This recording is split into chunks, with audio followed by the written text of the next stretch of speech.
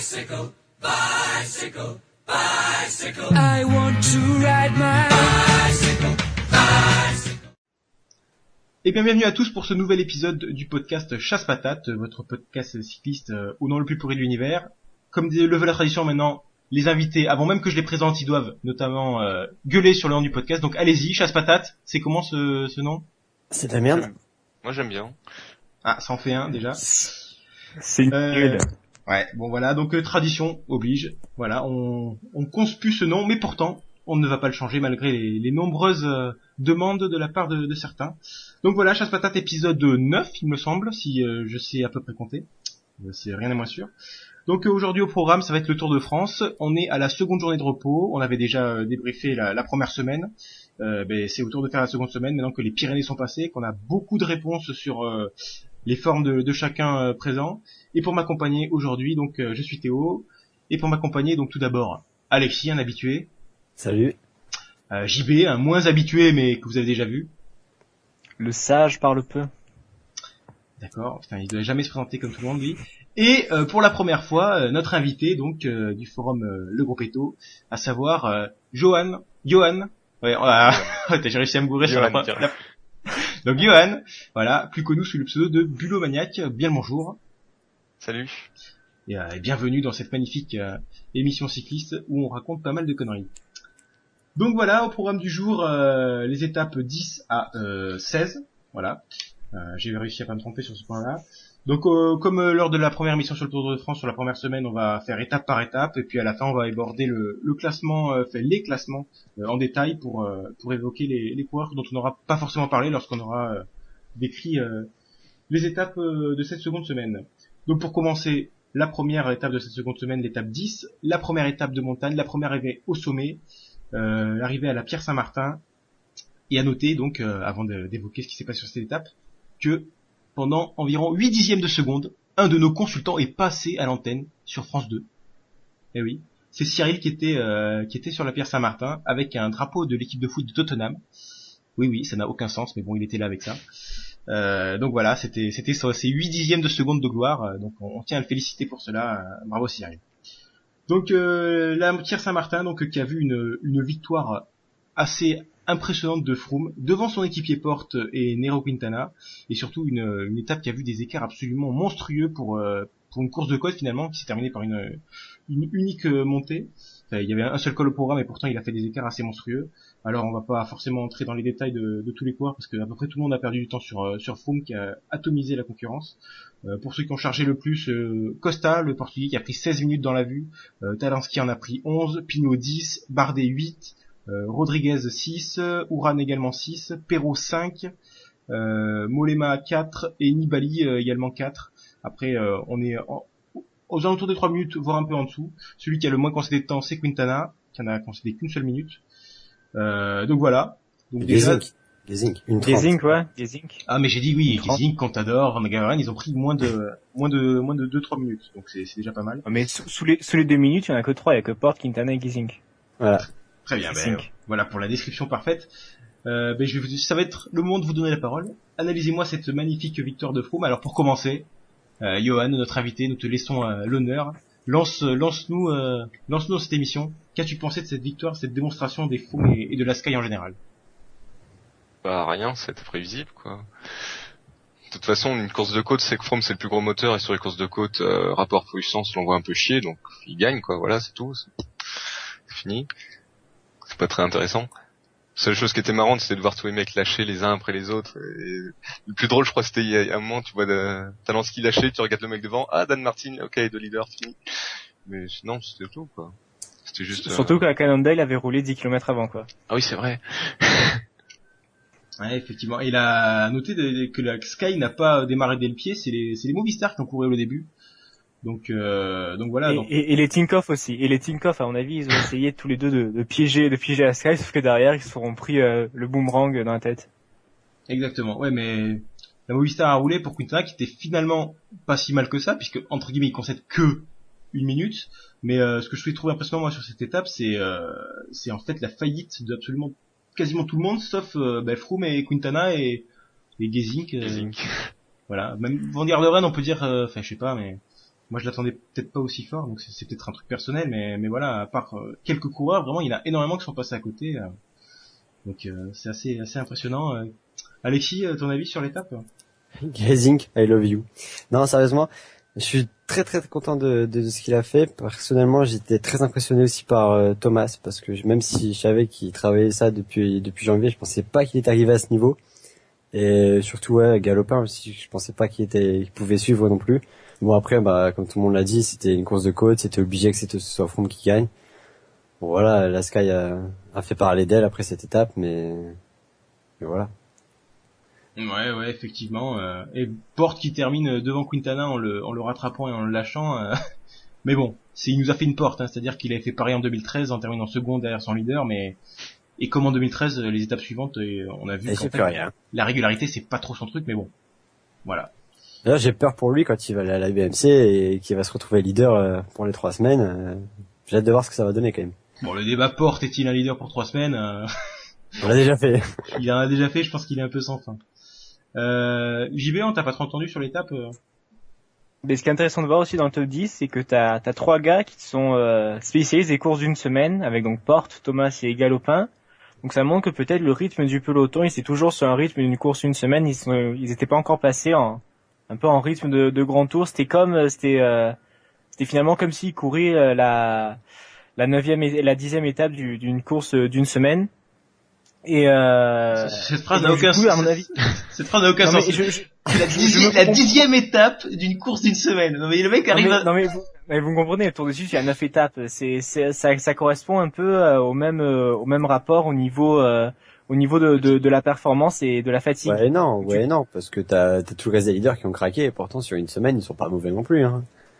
Bah, ça dépend. Un mec comme, je sais pas, on va prendre Roland qui ne perd que 2 minutes, donc c'est pas non plus la mer à boire. Sur les courses d'une semaine, à part les courses françaises, j'ai pas le souvenir qui performe plus que ça.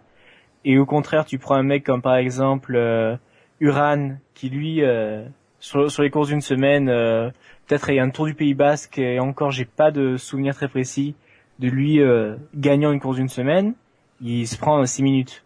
Ah, il fait des beaux trucs sur le Tirreno et la Catalogne, mais en fait, le truc, un coureur est catalogué coureur d'une semaine, enfin, c'est-à-dire que le mec est pas en forme juste pendant 7 jours et puis d'un coup, paf, plus rien, quoi. C'est pas comme ça que ça marche. Là, on est à la 10e étape, on peut concevoir qu'il y ait des coureurs qui soient spécialistes des courses d'une semaine, qui performent encore alors qu'on est que seulement au 10e jour de course. Mais bon. Mais pour moi, cette hécatombe sur cette étape, en fait, elle s'explique par plusieurs facteurs. Le fait que ce soit le lendemain d'un jour de repos, ce qui est toujours un peu quelque chose de particulier pour les coureurs, que ce soit la première étape de montagne. Donc là aussi, c'est des changements complets de braquet. Il y a une vraie adaptation à faire pour certains coureurs et il y en a certains qui ont plus de mal que d'autres. Et également la chaleur, hein, puisque c'était quand même une des journées où il faisait très très beau sur le tour et donc très chaud. Plus de 35, il me semble. Voilà, c'est à mon avis, c'est une combinaison de facteurs qui ont fait qu'on a une étape assez épique, une espèce de Bérésina, oui, c'est ça. Et aussi que ce soit une course de côte. Il y a eu que du plat avant. Peut-être que c'est pour certains la transition plat-montagne, surtout qu'il y avait une semaine où il n'y avait pas eu de la montagne. Peut-être que la transition a été un peu difficile pour certains. Ouais, le col il est vachement dur en fait. T'arrives au cockpit, tu vois un panneau, tu vois marqué 15%, tu fais putain. Donc c'est hyper régulier, c'est toujours 8-10% avec des petites pointes au-dessus pendant 10 bornes, ça fait super mal quand t'arrives dedans. Donc c'est pas à la limite, t'aurais eu un col plus genre Risoul, roulant, machin, ça serait peut-être mieux passé, mais là direct dans les gros pourcentages, ça part trop vite, t'exploses complètement. Ouais, le coup de génie des mecs qui ont fait le tracé peut-être. En tout cas, cette montée était assez hallucinante. Vous avez des choses à rajouter sur cette étape Quelques surprises quand même. Ouais, vas-y. Cherche Powell, effectivement. Van Riesenburg et Sepulveda quand même. Van Riesenburg, ouais, j'étais mort de rire. Van Riesenburg. Et puis Powell aussi, effectivement. Powell, top 20, non? Ouais, non mais... Ouais, Powell, 14e. Alors qu'il y a une chaise derrière. Valls 12e. Ouais, mais Valls, c'était prévisible. Ah, quand même, à ce niveau-là, Ah, mais on l'avait vu, Valls, il revit cette année, on l'a vu sur No Man, etc., que, je ne sais pas ce qui s'était passé les années d'avant, mais qu'en effet, Valls y revient un petit peu. Mais c'est vrai que face à une concurrence Tour de France, c'est pas pareil qu'en No Man, donc ouais, effectivement, c'est une bonne performance de sa part aussi. Mais moi, celui qui m'a impressionné, ouais, c'est Powell, qui arrivait à suivre les meilleurs quand t'avais les trois quarts des favoris qui étaient en train de galérer complètement asphyxiés sur la route. Bonne performance des MTN quand même dans l'ensemble, car il y a Menkes qui est 24e aussi. Donc ils ont fait une bonne montée. Mathias, c'est peut-être celui dont on attendait le plus en montagne du côté de la MTN. Ouais, bah non. C'était sans doute une question de forme. Bon, eh bien, si on a fini avec cette étape, on peut de suite passer à l'étape suivante. Également une étape de montagne, étape 11 donc, avec une arrivée à Cotteret. Une victoire donc de Maïchka devant Dan Martin et alors attention pour la prononciation, les avis divergent. Bourgman. Ok, très bien, voilà. Donc le champion d'Allemagne de chez Argon. Donc une échappée en fait qui s'est joué la victoire, et logiquement quand il y a Maïchka dans l'échappée, on voit difficilement qui peut le battre. Du côté des favoris, pas beaucoup d'écart en fait, il y a juste que Mollema, oui, je vais pouvoir te donner la parole là-dessus, qui grâce une dizaine de secondes aux autres favoris. Talansky et Barguil perdent une trentaine de secondes, Nibali lui perd 50 secondes, et après du côté des lâchés on retrouve à peu près les mêmes que la veille, Bardet, Rodriguez, Uran, Pinot, Perrault, et on a également l'abandon de Costa, qui était complètement à l'agonie la veille, et qui visiblement ne s'est absolument jamais remis de la chute de la troisième étape. Nibali aussi, qui se prend 50 secondes sur le groupe des favoris. Je l'ai dit, tu l'as dit? C'est bien de voir que tu écoutes. C'est mieux de répéter, la deuxième couche. Très bien. Eh bien, puisque tu as l'air de vouloir parler, je te laisse lance-toi sur cette 11e étape. Qu'est-ce que t'en as pensé de cette victoire du Polonais? Disons qu'après les efforts de la veille, ça paraissait un peu indubitable qu'une échappée allait s'imposer sur cette étape-là. Il y a quand même eu de gros noms, Maïka, Martin, Vaucler, Vaucler ex-top 5 du Tour de France, et Maïka et Martin aussi ex-top 10 sur un grand tour. Du coup, quand même une belle étape, un peu surpris de la troisième place de Boukman, donc, ou Bourman, qui arrive à battre notamment Powell, qui sortait d'une bonne performance la veille, et Vaucler qui toujours grimaçant, arrive à faire de bons trucs, quoi qu'on en dise. Et il arrive quand même à se placer sur le podium.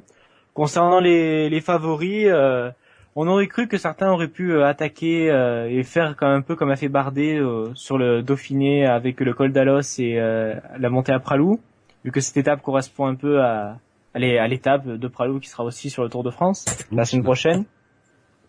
Et finalement, ça s'est un peu neutralisé avec Galopin qui a essayé de partir mais qui s'est fait rattraper par les Sky, et finalement seul le grand Mollema a réussi à prendre 10 secondes à Froome.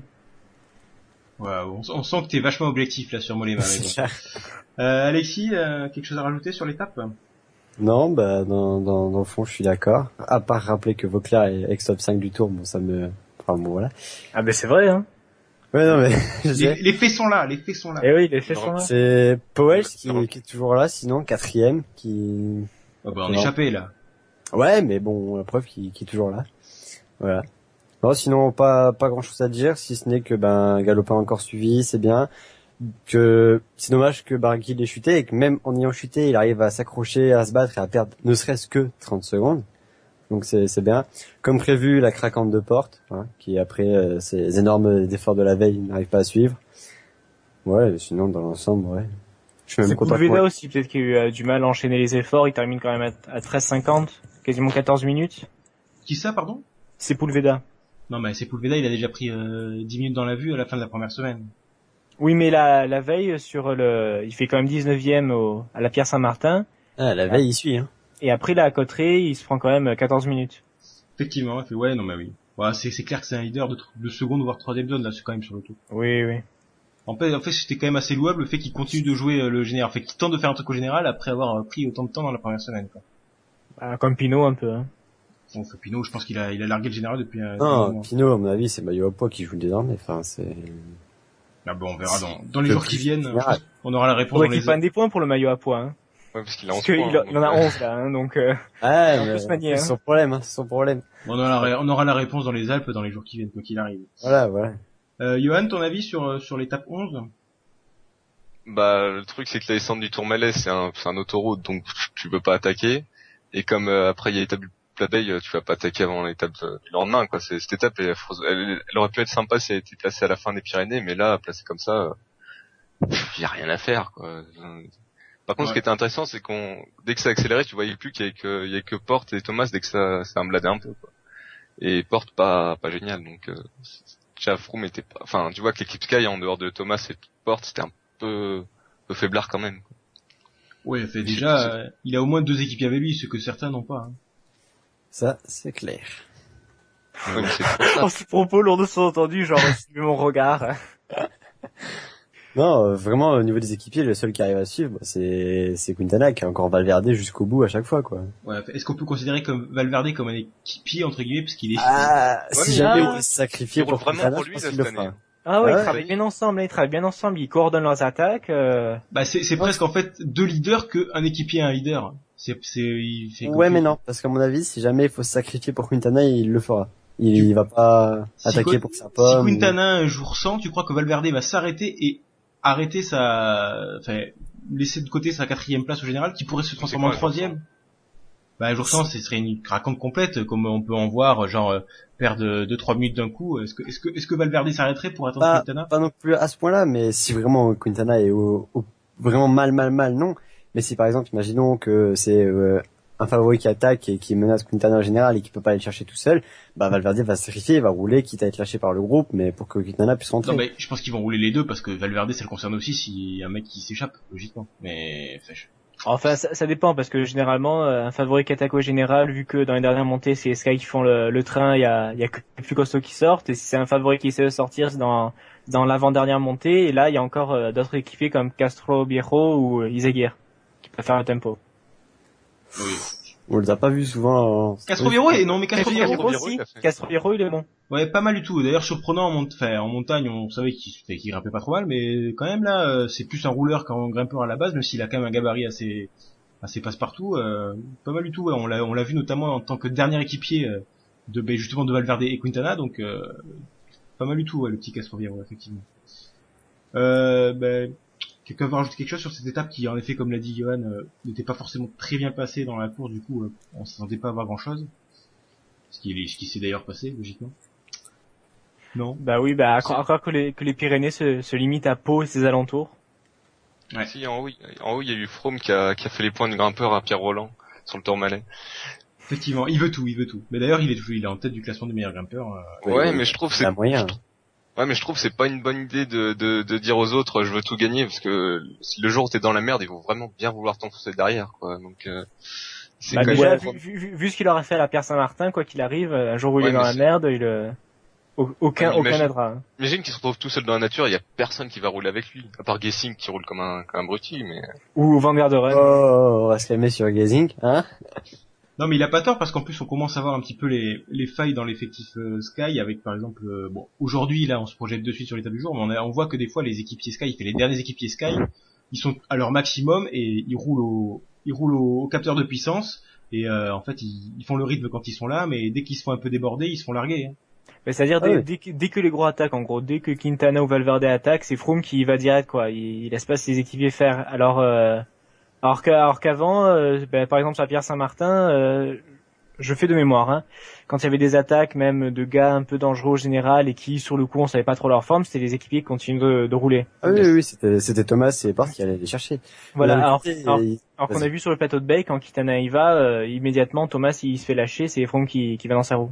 Ben, Ah, Thomas, le plateau de veille, il était énorme, hein. Ça tombe bien que vous parlez du plateau Bay puisque on va tout simplement enchaîner sur l'étape 12. Donc l'étape 12 arrive au plateau de Bay, victoire de Joaquim Rodriguez devant Fugelsang et Bardet donc. Une étape de montagne qui a donc souri à une échappée parce que ces coureurs même s'ils sont des grands noms ont été présents dans l'échappée matinale. Côté favori, là encore il n'y a pas forcément une lutte extrême. On constate quand même que c'est souvent le cas dans des étapes qui contiennent beaucoup de cols et qu'au final il n'y a pas forcément énormément de cas. Donc Pinot et Nibali arrivent à suivre, hein, ce qui est un petit peu de nouveauté. Gesink par contre est à 1 minute, mais après avoir crevé. Ouais, ça personne n'en a parlé, mais Exactement. tout le monde dit ouais, Gazing a craqué, mais non, on l'a bien vu, il a crevé. Il a crevé au bas Ouais, de la Mollema montée aussi finale. a crevé, hein. Mollema il a crevé. Quoi Non. N'importe quoi, J'ai n'importe mal à tout, hein. Donc n'importe quoi, cette espèce de... Il manipule les médias, n'importe quoi. Donc Gesink a seulement 1 minute après crevaison, et Mollema qui est avec lui, qui termine avec lui donc. Concernant ceux qui perdent un peu plus de temps, c'est Talansky, c'est Galopin et c'est Barguil qui perdent 3 minutes. Et sinon au-delà on retrouve entre guillemets les victimes normal, fait les Ouais, mêmes que les jours précédents, quoi. Donc, bah oui, alors, vas-y. Qu'est-ce que tu vas dire sur Mollema, JB? Non, mais voilà, et on voit ses limites en montagne aussi, que face vraiment au plus gros grimpeur du peloton, bah il a pas le niveau, hein, mais bon ça on savait déjà.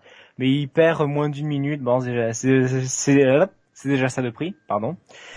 Et voilà, il limite plutôt bien la casse. Il aurait pu perdre plus à l'image de Talansky, Galopin ou Barguil. Mais voilà, il est toujours dans le top 10.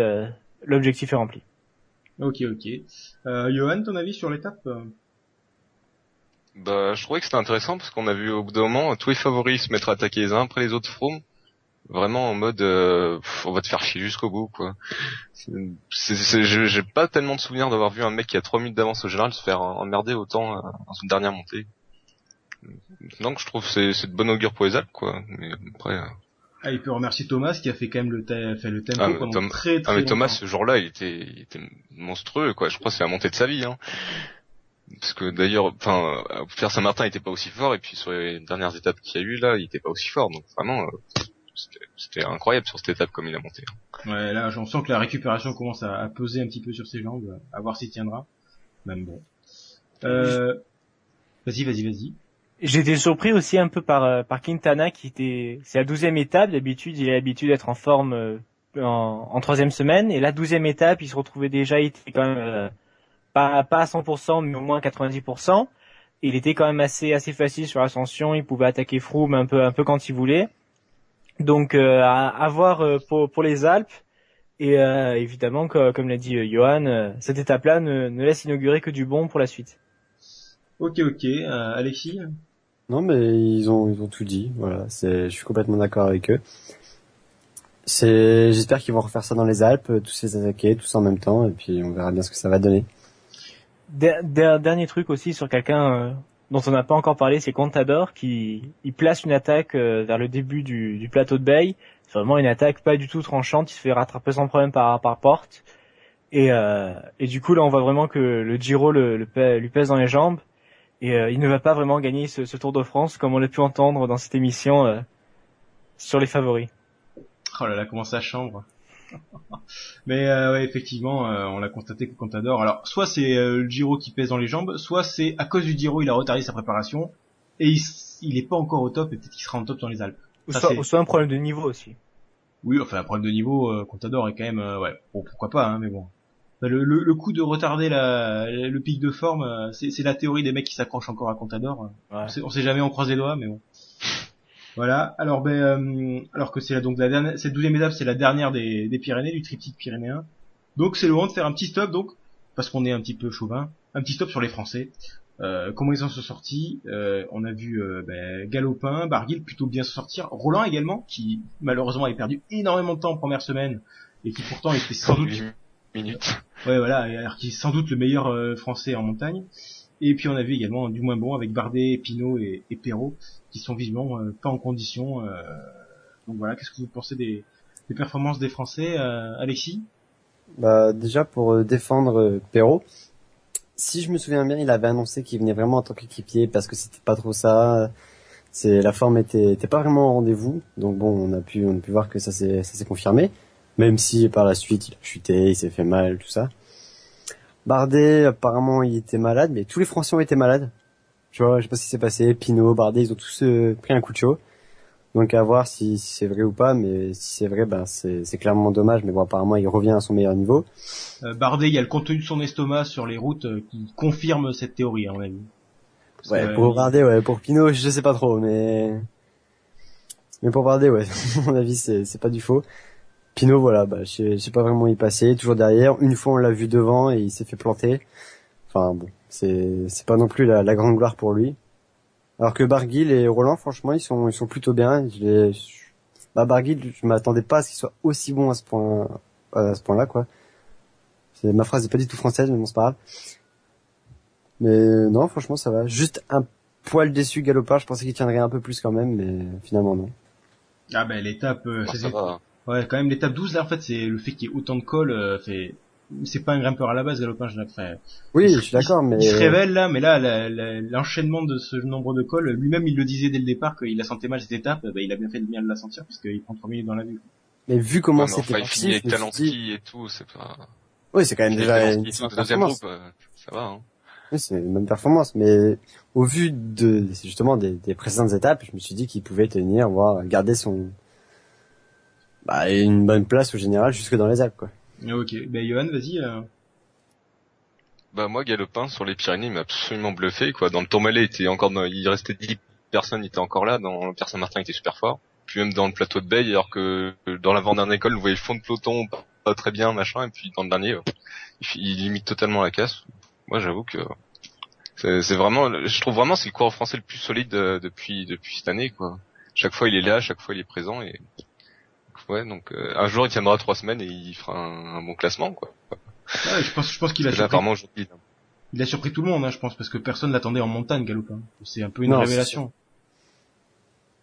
On savait que c'était un très bon coureur, il a déjà, au niveau des classiques, il brille, etc. Mais en montagne, C'est pas moi, la seule référence que j'avais en souvenir, vraiment, c'était de la vraie haute montagne. C'était au Tour d'Oman il y a quelques années, je m'en rappelle plus, où en effet sur la Green Mountain, ça Ouais, compte mais pas, ça. C'est cours c'est une d'une course semaine. Même quand chez Lara, il avait Oui. déjà limité une fois. c'était une course de côte, certes, mais c'était Et un puis, vrai col. en février, quoi. Aussi, mais c'était un vrai col, quoi. C'est-à-dire que sur des vraies étapes de montagne, franchement, Galopin, il a pas des références, à moins que ça Bah lui si, sorte de la tête. il y a, moi oui, il y a Porrentruy où il était avec Thibaut Pinot jusqu'au pied du dernier col, hein, C'est ça. jusqu'au col. Donc, j'ai Chez Radio deux- Shack à quelques l'époque, trucs comme ça. équipe de loser. À Radio Shack. L'équipe Mais, de loser. Voilà. équipe de loser, quand on supporte le loto, crois-moi, on se calme. Ok, vas-y, j'y vais, ton avis sur les Français, à moins que Johan t'ait pas terminé. Peut-être parler quand même de Roland, hein. Bah ouais, mais Pierre Roland, enfin, c'est prévisible quoi, mais les 8 minutes, c'est juste, c'est un scandale quoi. C'est dommage, c'est dommage. Il court à la Pinot, hein, derrière. Non mais Pinot, il laissait courir devant des fois. Oui, vraiment des fois, hein, c'est quand Bah on les non, lance- dernières c'est sur le pavé, la il technique était Europcar, dans le hein. groupe, les dernières sur le pavé étaient dans le groupe des favoris, et puis sur le Tour de Suisse, les 4 premières étapes, il était à chaque fois devant quoi. Après ça enchaînait et puis il s'est écroulé. Mais... Non, Pinot des fois il s'est courir devant. Non, courir derrière, c'est la technique des Europcar. On l'a vu Vauclair, il passe ses journées derrière, dernier du peloton, puis le jour il attaque, quoi. C'est Le plus hallucinant, c'est que Roland, il a pris, dès la deuxième étape, il prend 5 minutes dans la vue. Je sais plus exactement combien il a pris, mais il a pris du temps parce qu'il est même pas dans la première bordure, il est dans la troisième. ah, Mais- il était très loin. Voilà, 5 très minutes, loin. ça, je pense. Mais on a eu l'impression que c'est pas grave, j'ai pris 5 minutes, c'est pas grave. Voilà, et je sais pas. Roland, vraiment, c'est ce qui est vraiment rageant, c'est que en montagne, il affiche le même niveau que ce qu'il nous avait fait sur le Giro l'an dernier, où il avait été impressionnant. Là, il est peut-être même encore plus fort parce que c'est le Tour. Et malheureusement, le fait qu'il n'arrive pas à limiter la casse sur des étapes de plat, comme doit le faire un vrai leader, c'est ça qui le condamne au général, hein, tout simplement. Ça rend dommage. Ouais, c'est vraiment dommage parce qu'à mon avis, il avait les capacités de tenir, quoi. C'est Le top 10, c'est pas inimaginable pour Roland. Il a combien? non, Il a 4 minutes sur Barguil. On peut imaginer que entre lui et Barguil, il y a Sanchez, Franck, Bardet et Galopin. On peut imaginer qu'il pourrait essayer d'aller titiller la 10e place d'ici la fin du tour. Mais Il y a justement. Mollema qui va Bah, s'écrouler de toute façon. essaye. Oh, on touche pas. Ah, et là, mais en plus c'est très probable. Attention. C'est vrai. Non mais justement, Mollema, on sait pas. Hein. Là, Ouais. il court pas pareil que l'année dernière. Ah, il s'arrache quand même pour tenir dans le groupe, hein. Ouais, mais Chaque les fois, il dernières, marche, enfin, tiens. les années d'avant on le voyait un peu, là on le voit même pas, donc c'est-à-dire que troisième semaine il va vraiment disparaître quoi. Ah, il court à la Zubeldia. Hein. Il a été à la bonne On le école. voit pas, mais il est là. Voilà, c'est la technique que ça.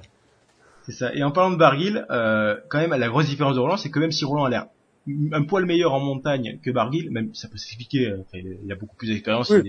il a plus de caisses, Roland. Barguil est vraiment très nouveau. Barguil, lui, il sait courir à l'avant. C'est-à-dire que moi, la première semaine de Barguil était presque parfaite. Il a pris les bons Sur les trucs. pavés, Sur les pavés, c'est impressionnant. le dernier équipier des Gun Gold, quand même, hein. Voilà, il suit la bonne bordure sur l'étape 2. Barguil court vraiment très très bien, il court comme un leader. Même s'il a pas encore le niveau en montagne que peuvent avoir certains de ses aînés, mais c'est normal puisqu'il est très jeune. Mais Barguil, comment il court, moi j'adore. Et puis après il limite bien la casse en montagne, et ça explique son très bon classement pour l'instant, quoi. Ah, Il faudrait limite, fusionner plus Roland et copain. Barguil, en fait. C'est ça. Pierre Barguil. Le clonage, on sait jamais. Mais ouais, effectivement. quelque chose à dire sur les Français? Qui n'a pas fait? Vous avez tous à peu près parlé comme gros bordel là, donc quelqu'un. Pinot et Bardet, qui se sont plantés mais méchamment quoi. C'est dommage. Surtout Bardet, on le voit qu'il remonte et que maintenant il suit les leaders et qu'il est bien quoi. Donc c'est vraiment dommage qu'il se soit planté. Puis Pinot, ça fait chier quoi. Bah, T'es Pinot, censé- Pinot, si tu regardes les performances de Geraint Thomas, si tu regardes ce que Pinot lui mettait autour de Suisse, tu dis que c'est dommage. Pinot, c'est peut-être mental aussi. Le fait qu'il perde tellement de temps dans la première semaine a fait qu'il était plus forcément, et du coup, on voit que sur des étapes de montagne, mais il lâche complètement, il termine avec des mares et tout. Fait, on voit À que mon maintenant, avis, sur les pavés, mentalement, il a... oui, il- c'est très sans doute ça aussi. Ici tout de suite dit, bah ça y est, le podium va au top 5, c'est mort. Non, mais ouais, mais je pense qu'il a tiré complètement une croix sur le général. Enfin, vu son classement, il a fait, heureusement qu'il a tiré une croix sur le général, mais il Top a rien. 20, top 20, ça va, hein. Oui, non, mais c'est Ouais, quand même enfin, très quand très. tu viens pour le podium, un top 20, tu t'en Oui. branles. C'est clair et net, n'importe quoi. Mais le fait est que là, quand tu le vois vraiment, je termine dans le groupe Eto sur certaines étapes de montagne, on voit que vraiment, maintenant il va jouer les étapes, et peut-être le maillot à pois, à voir. Ça, on verra dans les Alpes. Mais c'est vrai que là, Pinot, c'est la grosse déception. Alors que Bardet, il a bien couru quand même sa première semaine, mais il a surtout été malade. C'est plus ça, en fait, qu'il a condamné, et on voit qu'aujourd'hui, il commence à remonter, il suit les favoris. Lui, sur les ambitions pour le général, sont pas finies encore. Ah non, il est encore là, il peut encore viser le top 10. Peut-être, ou s'il s'arrache bien, s'il se débrouille bien, c'est possible. Il me semble qu'il Il est va- pas si loin que ça. Il pourra profiter de la craquante de Geesink sur l'Alpe d'Huez. Ah, c'est ça, il est 12e à exactement 2 minutes du top 10. Voilà. Il ne t'écoute même pas, il réagit même pas à cette attaque gratuite. C'est bien les filles. Un dernier mot aussi à propos des équipes françaises, avec AG2R qui confirme qu'elle est la meilleure équipe française. C'est pour te faire plaisir, Théo. Merci. Avec trois Français d'AG2R dans le top 25. Attention, Bardet- tu vas rester dans l'émission. Hein. C'est qui le 25? Bardet, Viramos et troisième. Cherel. Putain. Cherel 25e, et il y a même Backlands qui est 24e. Bon après, même si on dit qu'en effet elle s'en sort plutôt bien elle s'en sort plutôt bien parce qu'elle a juste une victoire d'étape avec Villermoz, parce que franchement c'est assez catastrophique ce tour d'H2R. Perrault qui chute, des abandons à foison avec Lansameren et Bardet qui est malade. On peut pas dire que ce soit une réussite quand même. C'est pas faux, mais ça n'empêche que sur le tour, elle reste la meilleure équipe française. Hein, parce que mon Cofidis, c'est avec l'abandon de Bouhany, c'est plus ça. Même pas sur le coup, même C'est- pas que sur le tour. Hein. Ouais, c'est dire le oui, niveau des équipes françaises pour qu'H2R soit premier avec cette édition Non, du mais tour la qui se passe vraiment pas FDJ mal. fait vraiment une saison de merde. C'est la FDJ, elle passe à côté complètement avec tous ses leaders, tous ses coureurs. Ah, mais Pinot tous qui ces est bien, objectifs ouais. sont foirés. Hmm. Ouais, à part Pinot qui fait 4e partout sur toutes les courses d'une semaine. Ouais, et puis Pinot, du coup, sa saison, on va la voir comme une saison vraiment en demi-teinte. S'il reste sur sa 19e Tour de France et il arrive même pas à avoir le maillot à pois, ça sera toutes ces bonnes courses d'avant vont être Ouais, Ce qui est dommage. Ouais, parce mais que je trouve pas. Montipano, tout ça, c'est pas mauvais en soi. Hein. Oui, mais Pinot, il gagne une étape du tour et potentiellement le maillot à pois. Son tour est presque c'est réussi. Hein. Enfin, sa saison est réussie. Peut-être que c'est pas tous ses objectifs qu'il voulait sur le tour, mais il a fait une bonne première partie de saison et son tour sera sauvé par cette étape et potentiellement ce maillot à pois. Donc, le tour peut encore être bon pour Pinot s'il se sent les doigts dans les Alpes. Après, à savoir s'il va le faire, parce que mentalement, est-ce qu'il a encore les ressources? Enfin, on verra. Ah Mais- si, ça va. Oui, enfin, à mon avis, ça, même si ça lui, en fait, c'est un truc entre les deux, ça place là son échec sur l'étape 14, ça lui a quand même remonté le moral parce que il a réussi à se jouer presque la victoire d'étape. Il l'a joué la victoire d'étape, il l'a perdu, mais il l'a joué. Ça lui a remonté le moral de ce point de vue-là, même si ça reste quand même un gros échec sur comment ça s'est passé. Quand même. Mais Un énorme échec. physiquement, je pense qu'il s'est rassuré. Physiquement, ouais, mentalement, il s'est encore pris une douille quand même. Ouais, à voir. Vraiment mais il peut se sauver sur les Alpes comme il peut continuer sur sa lancée et passer complètement à travers. Bon, eh bien, je pense qu'on a fait le tour sur les Français. On va pouvoir enchaîner avec l'étape 13, donc l'arrivée à Rodez qui a accouché comment on pourrait considérer ça, d'un sprint en côte, disons. Et le monde s'est arrêté. Il s'est passé quelque chose d'extraordinaire. Poulidor contre Poulidor. C'est ça, exactement. C'était voilà, quels que soient les événements qui se passaient, le vainqueur était quelque chose d'inédit. C'est Van Avermaet qui l'emporte devant Sagan et Backlands qui est troisième, on sait plus. Voilà, qui arrive là. Même moi j'étais surpris de le voir dans les classements, Backlands. Et donc Donc voilà, une victoire de Van Avermaet qui est réputé comme étant des plus gros losers du peloton entre guillemets, vu ses multiples placettes sur les classiques et son nombre de victoires quasi nul, hein, si on accepte Paris Tour, comme nous l'a bien rappelé Johan avant qu'on démarre le podcast.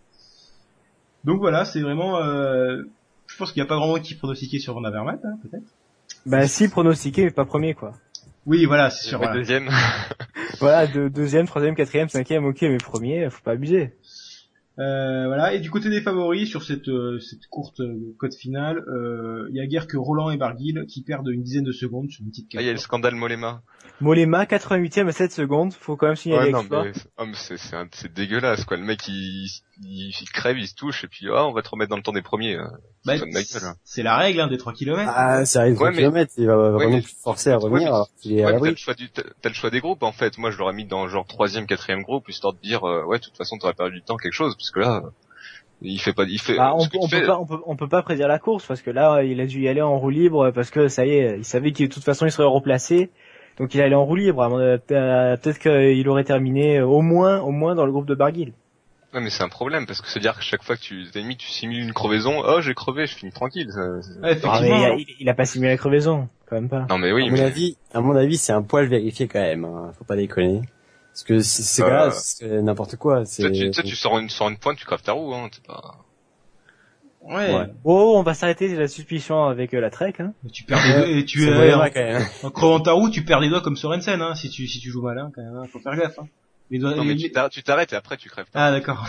Ouais, non, mais Non, c'est là, Mais après, c'est le côté de la règle des 3 kilomètres, c'est quelque chose qui a été mis en place, je pense, pour la sécurité, pour pas qu'il y ait Ouais, trop de monde qui viennent frotter dans les kilomètres finales. Mais je pense que c'est applicable seulement kilomètre sur, finaux.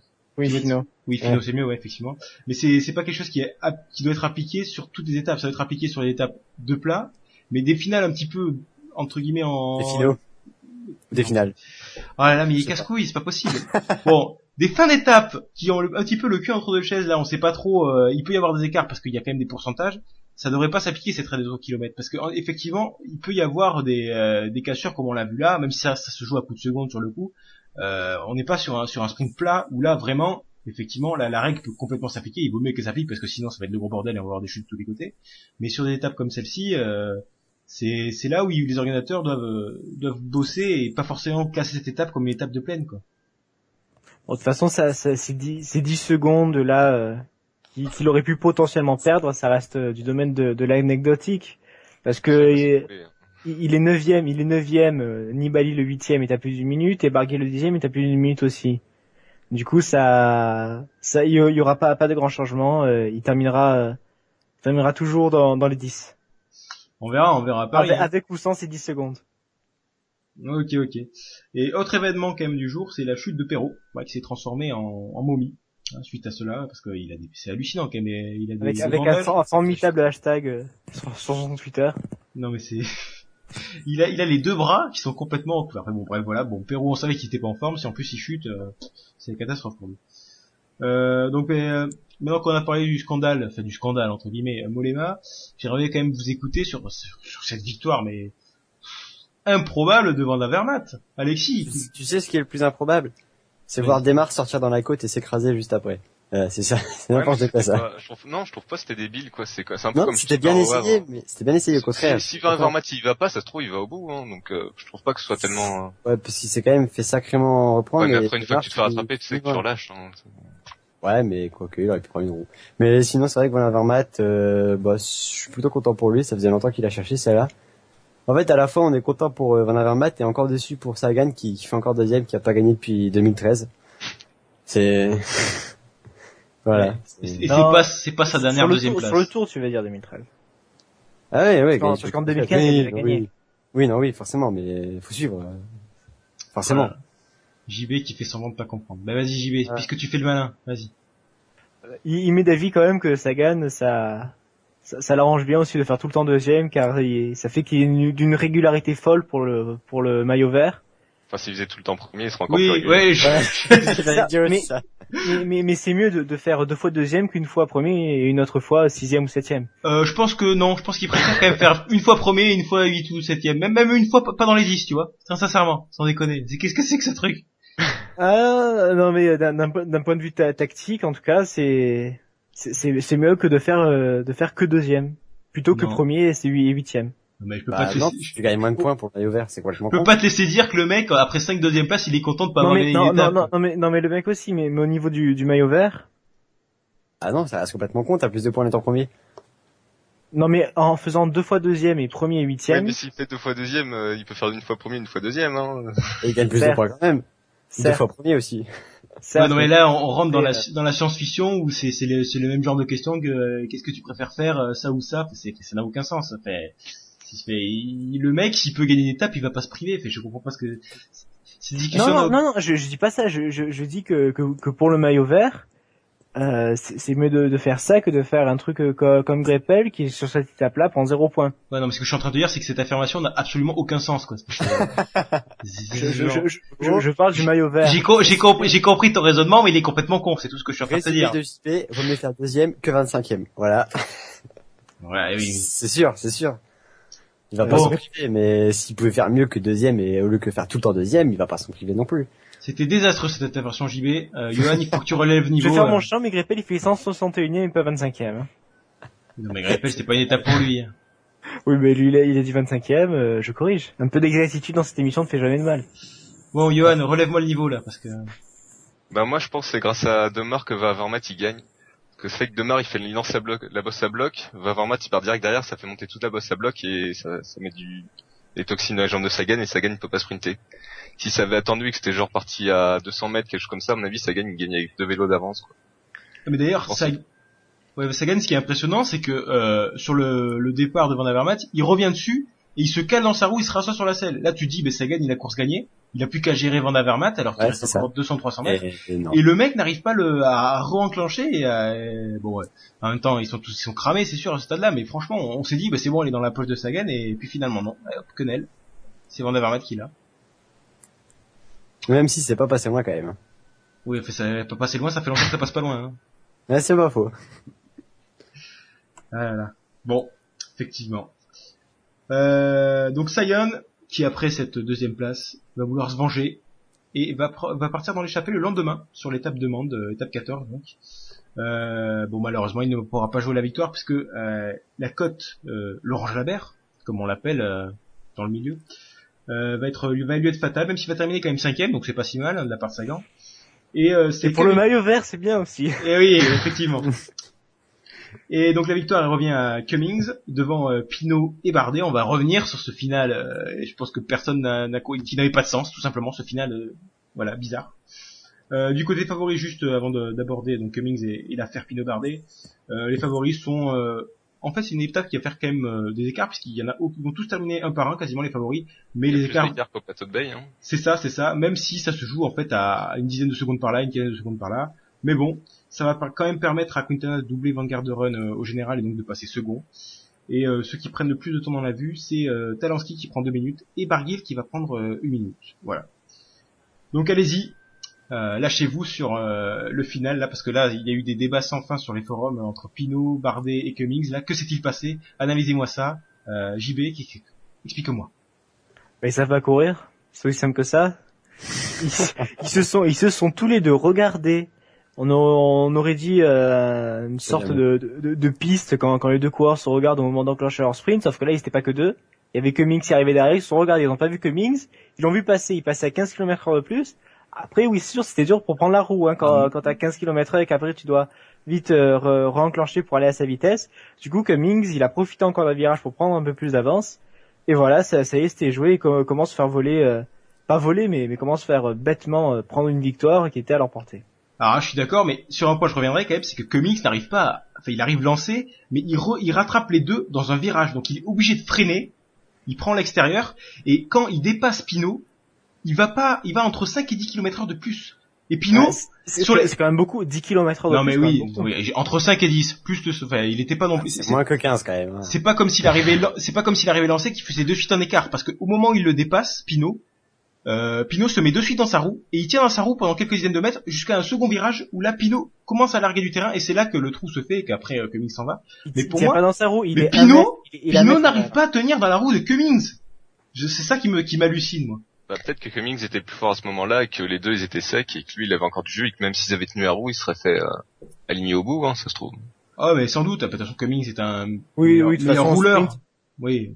Au sprint, normalement, que Cummings l'est. Enfin, c'est pas un sprinter, mais normalement, il va plus vite au sprint que Pinot et Bardet. C'est sûr qu'en puissance pure, c'est lui que des trois qui était le meilleur, quoi. D'un point de vue intrinsèque, mais moi, ce qui m'hallucine, c'est que Pinot est dans la route Cummings, et un virage plus loin, il a 10 mètres dans la vue. Encore une fois, moi, je vais remettre en, enfin, c'est une espèce de truc qui revient à chaque fois, mais parce que Pinot sait prendre des virages et tourner sur son vélo, quoi. Ouais, mais quand t'es à bloc, les virages, t'arrives plus à les prendre, en fait. Aussi, c'est sûr, mais bon. Là, je pense que Cummings, il est pas hyper frais non plus. Il s'est fait larguer dans Ah la bah, bosse. franchement, vu comme il est passé, ça allait, hein. Ah non, mais je pense que ça c'est l'adrénaline là. Il a vu qu'il revenait sur les deux mecs, il s'est dit allez hop. D'ailleurs, il a dit dans une interview d'après course que il allait comme un taré dans le virage, qu'il a dit fuck it et voilà. Bon fuck it parce qu'il est anglais, sinon il aurait dit. Ouais non mais voilà, il a dit non ouais effectivement.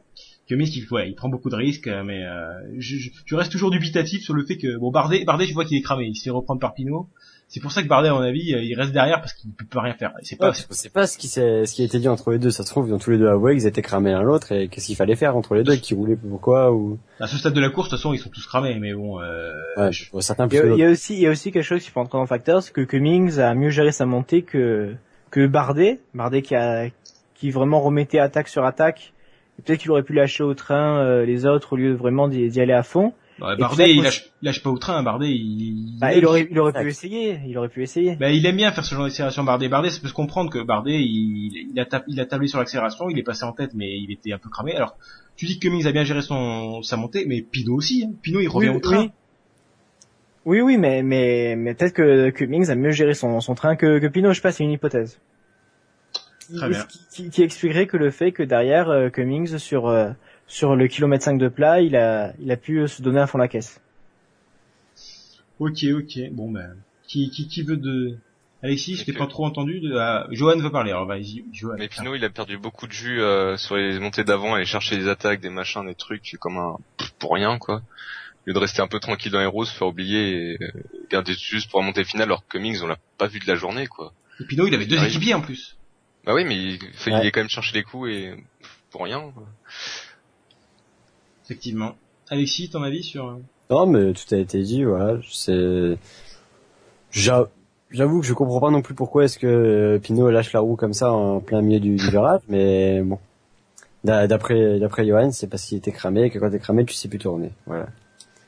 Mais t'as moins de lucidité, certes. Mais bon, c'est pas... Enfin, je sais pas. Moi, c'est pas non plus un virage ultra... Il est difficile parce que c'est un virage à haute vitesse, mais c'est pas non plus une épingle à cheveux. C'est un long virage. Même si des fois, ils sont plus difficiles que certaines épingles, mais... C'est pas non plus le virage où ça se joue à la relance. C'est pas un virage qui joue à la relance. C'est un virage qui est plutôt cool, quoi. Enfin, c'est vraiment sur la... Voilà, je sais pas. Moi, j'ai pas d'explication. Ça aurait été une grosse épingle à jeu où c'est sur la relance que Cummings fait le trou parce qu'effectivement, il est plus frais. J'aurais dit d'accord. Mais là, c'est même pas ça. C'est tout simplement que Pinot n'arrive pas à tenir sa roue sur cette courbe, quoi. Ah, bon, bah. Oui, bah, en tout cas, vas-y. À mon avis, si on doit désigner un faux type, c'est Pinot et Bardet ensemble et ni l'un plus que l'autre. Oui, je suis d'accord que... Bon, mais tu parlais de relance, mais justement, est-ce que Cummings n'a pas relancé dans le virage et que Pinot n'a pas pu suivre? Mais Pinot, tu le vois relancer, hein. Tu vois, il se met pas en danseuse au début, il arrive à tenir, il reste à quelques encablures de Cummings, mais dans la roue. Et à la suite du virage, il commence à perdre du temps, tu vois, il essaie de relancer, mais on voit que, ouais, il peut pas, mais il aurait jamais dû mettre cet écart, quoi. Enfin, je sais pas. Enfin, peut-être que Cummings a plus écrasé ses pédales qu'autre chose, et du coup, il est parti vraiment à fond la caisse, comme il l'avait dit dans son interview, et qu'à fond la caisse, bah, c'était plus possible pour Pinot aussi. Ça, c'est de l'analyse, merci. Voilà, ouais. Il a pédalé plus fort. C'est parti. c'est l'impression visuelle de Cédric Vasseur. Ouais. C'est ça. Bon, en même temps, nous, on n'était pas sur le vélo, effectivement. Puis Pinot et Bardet sont pas réputés comme pour être des très bons rouleurs, donc effectivement, sur le plat, on peut comprendre que Cummings a l'avantage. Voilà. Puis bon, première victoire de MTN sur le tour, ça fait plaisir, voilà. Même sur un grand tour, tout court, première victoire d'une équipe africaine sur un grand tour. Ah, c'est la stat Thierry Adam, ça. Il va le répéter. C'est pas, en plus, il me semble, le jour du Mandela's Day, ou genre de conneries. Oui. Voilà. C'est ça. Ce genre de conneries, bam, comment se met tout un pays à dos. Et avant de passer à l'étape suivante, parce que je pense qu'on a fait à peu près le tour puisqu'il s'est rien passé entre les favoris. Quand même. Si. Alors vas-y. On voit quand même trois favoris qui sont les plus forts, Froome, Quintana, Valverde, qui sont peut-être un taux au-dessus que des autres. Ils mettent près de 20 secondes à Contador notamment. Et à mon avis, on a là les 3 plus forts en montagne du Tour. D'accord, ok. Johan? Bah, Nibali c'est un peu cramé en attaquant un pied aussi, donc je suis pas sûr qu'il ait été si mal que ça par rapport à Valverde qui a géré vraiment à bloc, quoi. Donc, moi, Nibali, je le sens bien monter un peu en puissance. Mais bon. Ouais, il Non, mais l'a montré au fil des jours, hein, qu'il montait en puissance. Ouais. Puis sinon aussi, il y a Froome qui fait le sprint en haut à Quintana. Pour rien, quoi. Enfin, pour une seconde. Pour une seconde. Franchement, moi, c'est vraiment un truc débile, genre, enfin, limite, il laisse Quintana devant, c'est-à-dire, je suis le patron, je t'ai contrôlé, tu pourras pas me lâcher, faire le sprint, se dire, je sais pas, j'ai envie de te mettre minable, quoi. C'est pas intelligent comme truc, quoi. Bah, peut-être pour appuyer sur le moral, voir encore battu par Froome, une seconde, c'est bon. Non, pas c'est plus que symbolique là. C'est plus que symbolique là. Pas pour les secondes, c'est pour le fait que même sur une arrivée en finish, au sprint, il est encore là, il est encore plus fort que toi et tu sais que même sur ça, t'arriveras pas à le battre, quoi. Ouais, mais le truc, c'est pas ça l'étape. C'est on a vu, c'est Froome qui revient au train à chaque fois parce qu'il était à bloc et Quintana vraiment lui faisait mal, quoi. Donc, ouais, mais même après, il fait mal, il leur bat au sprint, c'est pour te dire, tu vois, je trouve que ça fait plus signe de faiblesse que vraiment, ouais, c'est vrai, je suis d'accord, ça c'est plus, je te prends chaque seconde parce qu'en gros, dans la montagne après, je serai mal, donc du coup, vaut mieux avoir un matelas plutôt que je suis le plus fort. Bah, je sais pas. Ok, ouais, bon, en même temps, c'est une seconde après. Oui, voilà. C'est clair et net qu'en fait, ça se joue. C'est comme les 10 secondes de Mollema, c'est rien. Ouais, enfin, c'est 10 fois plus quand même, Mollema, mais bon. Ouais, bon, à ce niveau-là. Non, mais effectivement, c'est pas au niveau du temps que ça se joue, là, c'est dans la tête, au niveau du mental, après à savoir ce qu'ils veulent se dire. Mais d'ailleurs, sur l'étape d'aujourd'hui, là, on a vu des images où à l'arrivée, ils étaient en train de faire le décrassage, tous les deux, l'un à côté de l'autre, Froome et Quintana, et ils discutaient, tranquille. Maillot jaune et maillot blanc, là, juste avant d'aller sur les podiums. C'était une image assez particulière. C'est comme quoi ils communiquent, hein, les mecs sont pas du tout... Ils communiquent ça, ils savent parler, quoi. Non, mais on peut se dire quand quand c'est les deux plus gros adversaires que les mecs seraient chacun dans leur bulle et n'adressent pas forcément énormément la parole à son adversaire. C'est un peu la logique. Mais non, là, ils discutaient tranquille. Bon, c'était une petite image comme ça. Et juste pour revenir peut-être sur Van Garderen qui a perdu sa 2e place, même si personnellement je pense pas que ce soit quelque chose qu'il faille trop mettre en avant puisque Van Garderen c'est typiquement c'est sur Quintana qui part 2e place, donc en même temps. Oui, mais aussi le fait qu'il ait perdu quelques secondes, Van Garderen, c'est typiquement le genre de difficulté qui ne lui conviennent pas puisque c'est des gros pourcentages, c'est des efforts hyper brefs, c'est vraiment une étape pour puncher sur le coup, et Van Garderen, on sait que c'est un grimpeur, il préfère quand c'est plus lent, quand c'est moins pentu. Ben voilà, Van Garderen, quoi. Donc c'est pour ça que je mettrai un petit peu entre parenthèses, enfin, je ne pas non plus accorder trop d'importance à cette perte alors je sais même pas combien de secondes il perd exactement, mais il doit pas en perdre énormément par rapport au meilleur, quoi. J'ai regardé ça de suite, mais je crois que c'est par rapport à Froome et à Quintana, ça doit être une dizaine ou une quinzaine de secondes. Bien sûr, je tombe pas sur la bonne... De quoi? Qu'est-ce que tu cherches? Attends, alors, Quintana termine à 4 minutes 16 et Van Garderen à 4 minutes 55. Ah, il perd quand même une trentaine de secondes. 40 secondes, voilà. Effectivement. Bon, en fait. Tais-toi. Il perd aussi sur Valverde qui peut toujours avoir cet objectif de monter sur le podium aussi. Oui, mais là encore, c'est pour dire que, Van Garderen, c'est pas, contrairement à tous les mecs qu'il a devant lui, sauf Froome, c'est pas un puncher. Froome, d'ailleurs, qui m'impressionne dans ces petites cotes, là, comme ça, comme il l'a fait d'ailleurs sur le mur de 8, moi je m'attendais pas à ce qu'il suive aussi bien les spécialistes de ce genre d'effort. En même temps, c'est le Tour de France, quoi. C'est pas pareil. L'étape du Mur-du, c'était pas du tout pareil que la Flèche Wallonne, quoi. Certes. Il y avait que le tracé qui sont ressemblés, mais après les hommes, les forces en présence, c'était pas du tout la même chose. Effectivement. Et alors avant de passer à l'étape 15, il faut quand même revenir sur l'événement du jour. C'est tout le Veda. Alors là, qui veut parler de ces fous Veda qui prend un taxi au milieu d'étape normal, là? S'il vous plaît, là, j'ai besoin il n'y a aucune logique dans cette histoire. S'il vous plaît, expliquez-moi. Qui a une théorie là-dessus, Johan, peut-être? Non, moi, franchement, je sais pas. Il a paniqué, quoi, mais à paniquer à ce point-là. Il a dit qu'il avait paniqué, mais c'est vrai que j'avoue, je rejoins les JB, paniquer à ce point-là, c'est assez étrange quand même. Que t'es coureur cycliste, au pire, paniquer au point de te dire, il faut que je monte dans une bagnole pour aller attraper ma voiture. C'est un niveau, Surtout que si elle est à 100 mètres, tu cours avec ton vélo, le mécanicien te rejoint, quoi, c'est... Voilà. Bon, c'est plus facile à dire qu'à faire, hein, je te l'accorde, mais... Oui, mais même le mécanicien fait 100 mètres à bloc, en moins de 10 secondes, il est là. Hein. Usain Ah ouais, Bolt. Usain Bolt, ton mécanicien. C'est mécanicien, mais oui, c'est ça la C'est une solution. bonne des roues sur le dos, quoi. Mais même, il arrive en moins de 15 secondes, quoi, c'est bon. Oui, Non, oui, mais non, mais oui. ça s'est très bien vu sur la vidéo d'Orica après la chute. Le mécanicien, il court à travers tout entre les voitures, ils font un slalom, mais ils sont là assez rapidement, ils comblent les 100 mètres en 15-20 secondes, quoi. Puis ouais, puis c'est 20 secondes, c'est plus Veda, il est pas après, hein, il est à 15 minutes. Ah, c'est clair. Ouais, ça va. Bah. Là, on peut se demander ce qui s'est passé comme processus cognitif, là, parce que sans déconner. Cyril dirait, il est argentin. Ouais, voilà, je sais pas. Non mais, en plus, il est monté dans la voiture H2R et l'avenue était en train d'halluciner, visiblement. Il comprenait pas ce qu'il foutait. Oui, mais oui. Mais, Ils vont arriver un coureur de Bretagne sans voiture, je comprends qu'ils sont un peu hallucinés, quoi. mais l'avenue n'a pas dit Suivez descendre, cette voiture. il a quand même amené jusque la voiture. Il lui a pas dit, barre-toi, il a dit, attends, ok, je t'amène, quoi. Ouais, non mais, C'est n'importe quoi. À mon avis, il était un peu, genre, choqué, quoi, l'avenue. ouais, il l'a menacé, mais- c'est pour Veda. Pourquoi il a roulé aussi, lui? Enfin, c'est n'importe quoi. Bah, nous on en rigole, mais c'est le mec, quand même là, se faire éliminer comme ça les Tour de France, c'est. Et le il pire, est ouais, c'est sympa, qu'il y avait là. un commissaire juste à côté, quoi. Et Parce que le d'ailleurs, commissaire, il voit ça, bon, ben, ouais. je pense qu'il s'est fait piquer aussi. Enfin, c'est Nicolas G là, à l'arrière du peloton là sur France TV, Ouais. qui a commencé à raconter l'histoire. Puis quand il s'est rendu compte que ça allait foutre la merde pour l'Argentin, il a commencé. Non, en fait, je sais pas trop comment dire. Je vous rends l'antenne. Il a un peu hésité, il savait pas trop quoi faire. Il était un peu Ouais, gêné. la je grosse pense. balance.